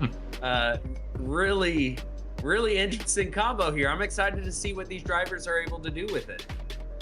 Yeah, I mean, it's a high downforce car. Dirty air could be at play here, and I think, well, quite interestingly, ×2 on the tyre wear. I know a lot of people may think, okay, the no stopper racing hards could be a thing, but then of course the gaps in time a lap between the racing hards and the softs is quite substantial. ×2 tyre wear not that high, so it's going to be interesting to see what the drivers do here, and I'm sure the drivers getting wind of this now, probably just about to start up their practice, but they've got 2 weeks to practice, so yeah, it's going to be interesting to see how they get on for Division B.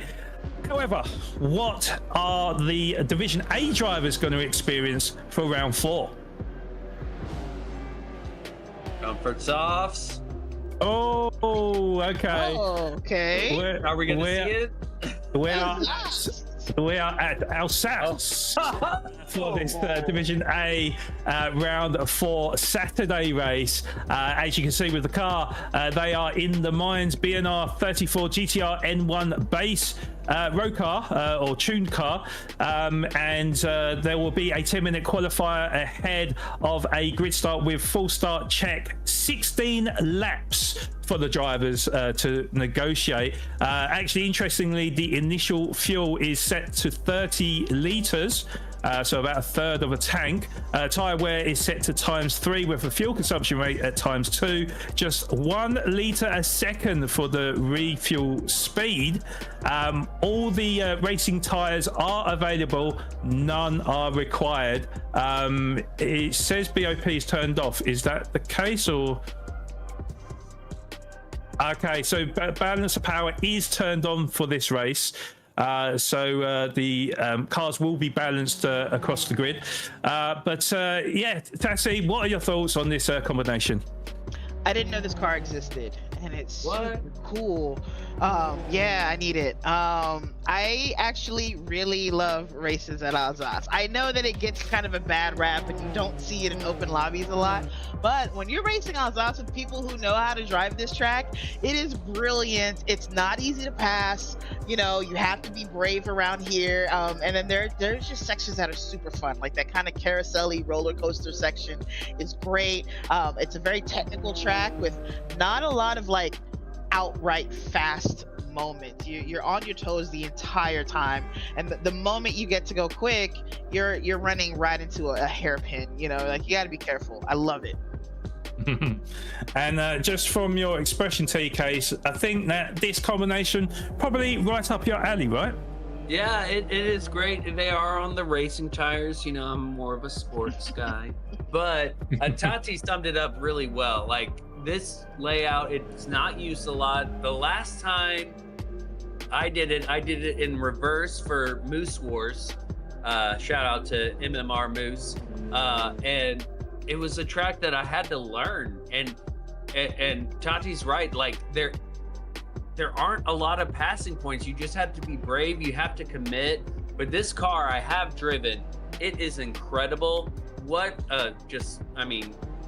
engineering phenomenon here, the Godzilla of Godzillas. So to see these drivers with all the tires required, it's going to be interesting because there will be multiple strats. This is a lot of fast corners, so tire wear will be there. And the refuel rate, 1 liter per second. That's going to be slow if you need fuel. So it's going to be interesting. Good thing these drivers have 2 weeks to figure it out, because this one will not be easy, to say the least, Juan. Certainly, yeah. It's to be honest, I'm with Tati. I know the car, but it's not something that I've driven that much. But it's certainly just by looking at the settings, it's going to be very interesting with all types of strategy on play here. It's just a case of like how much does this car, not being an actual race car, chew up the tires. So yeah, it's going to be interesting. They've got 2 weeks to practice, that's for sure. So good luck to the drivers out there. And that's for certain. As mentioned, we are back in 2 weeks' time. So we'll be back on the 24th of April on Friday at 8:30 p.m. Eastern Time. You're going to be joined by Toon, Hovercraft, and Leo. And then, of course, on Saturday, I'm not going to be there that week. I'm attending a African festival that I'll be doing commentary for, and I do believe, TK, you are also away, so that means it will be Tati, Hovercraft, and JK that'll be in the booth for the Saturday races on the 25th of April at 1 p.m. Eastern Time. So make sure you do tune in for that one. It's going to be so exciting, I think. Agreed. It's going to be a good time. Yep, you know it. Yeah, but as you could probably hear, I think myself, probably Tati and TK's, still trying to get over what we've witnessed today. It's been 2 phenomenal races that we've seen today. But I'd love to get your thoughts, Tati, on what kind of emotions you're going through right now. And I know I'm going to have to ask the difficult question as well. Who is your driver of the day? The way you started that, I was like, oh, good, we'll get a different question. But of course, no, it's still that. As far as how I feel, I mean, what a fantastic day of racing. Two of my favorite tracks for different reasons. One, a favorite going back to childhood playing, early Gran Turismo games. It's a different skin, of course, but many of the corners are the same. So I just have a lot of memories of driving, hours and hours and hours at Grand Valley. So love that race. And then, I said it, I believe, 3 times in a row. The Nürburgring Nordschleife is the best racetrack in the world. How could I not enjoy a race there? And that one was an intense one. My driver of the race. Oh goodness me. I'm gonna say Cole. That's who I had already Yeah. named early on in There the you go. broadcast. Sorry, Jorge, but like I gotta just stick to my horse. I think Cole killed it with a very quiet run back up the order. Had no idea he'd fallen to P11 in that Division B race. So congratulations to Cole again for getting up to the podium after that. That's a good shout, I think. TKs, what are your thoughts? And who is your driver of the day as well? Ooh, I mean, Tati nailed it there. Cole is the only person that finished where they started, and he finished on the podium, which is that's incredible considering everything that was thrown at us today. But I gotta say, Jorge. I mean, he ended up with the only one doing a soft, medium, wet strategy due to adapting to damage on that first lap. I mean, started P7, won the race, and had to adjust what he wanted to do because he originally wanted to do the soft wets, and he had to adjust his strategy on the fly. So I got to give it to Jorge. No, I was actually thinking the same because I completely forgot the fact that he qualified in P7, which is quite unusual. Was it 9? Was it? I believe it was 9. Oh, okay. Well, No, yes, yeah. There we go. Oh, right. Yeah. Okay. Yep. Yeah, so basically, yeah, so he obviously pitted at the end of lap 1. He was down into P9. He had to make up many positions, ended up making up 9 positions to win the race in very, I can imagine, very stressful and intense conditions for him. So my hats off has to go out to Jorge, and of course leading Kai in victories for Division A Saturday as well, 2-1. So fair play to Jorge. He had the squeakiest of bums, I must say. He did. I'm quite proud of him, actually. But well, to be honest, guys, I think that is all we have time for. I wish I could stay on talking for the rest of the day, but thank you all for watching. We will be back for round 4 in 2 weeks' time, April the 24th and 25th.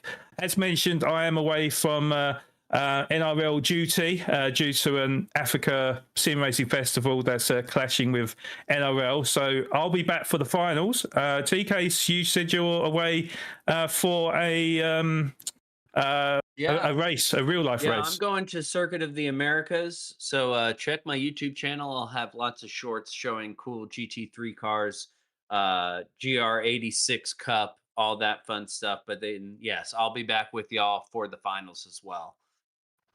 Okay, so then you'll be left in the capable hands of Tati, who I'm sure will do an amazing job as per usual, but we'll be joined with Hovercraft and JK, who will be supporting Tati. So definitely will be in good hands. But I've been your main host, Floor Genius Gaming, signing out until the NRL finals in 3 weeks' time. But Tati, I'll let you say your goodbyes to all our wonderful viewers. Of course, I miss you guys already. It'll be 2 weeks before I see you again, and we'll have a good time again. And also T-Case. Later, y'all. Enjoy the rest of your Saturday. We'll catch you on the next time. Thank you. And once again, thanks to everyone for your continued support of the NRL Season 7. So stay safe out there. Have a nice break, and we'll see you in 2 weeks' time. Bye-bye for now.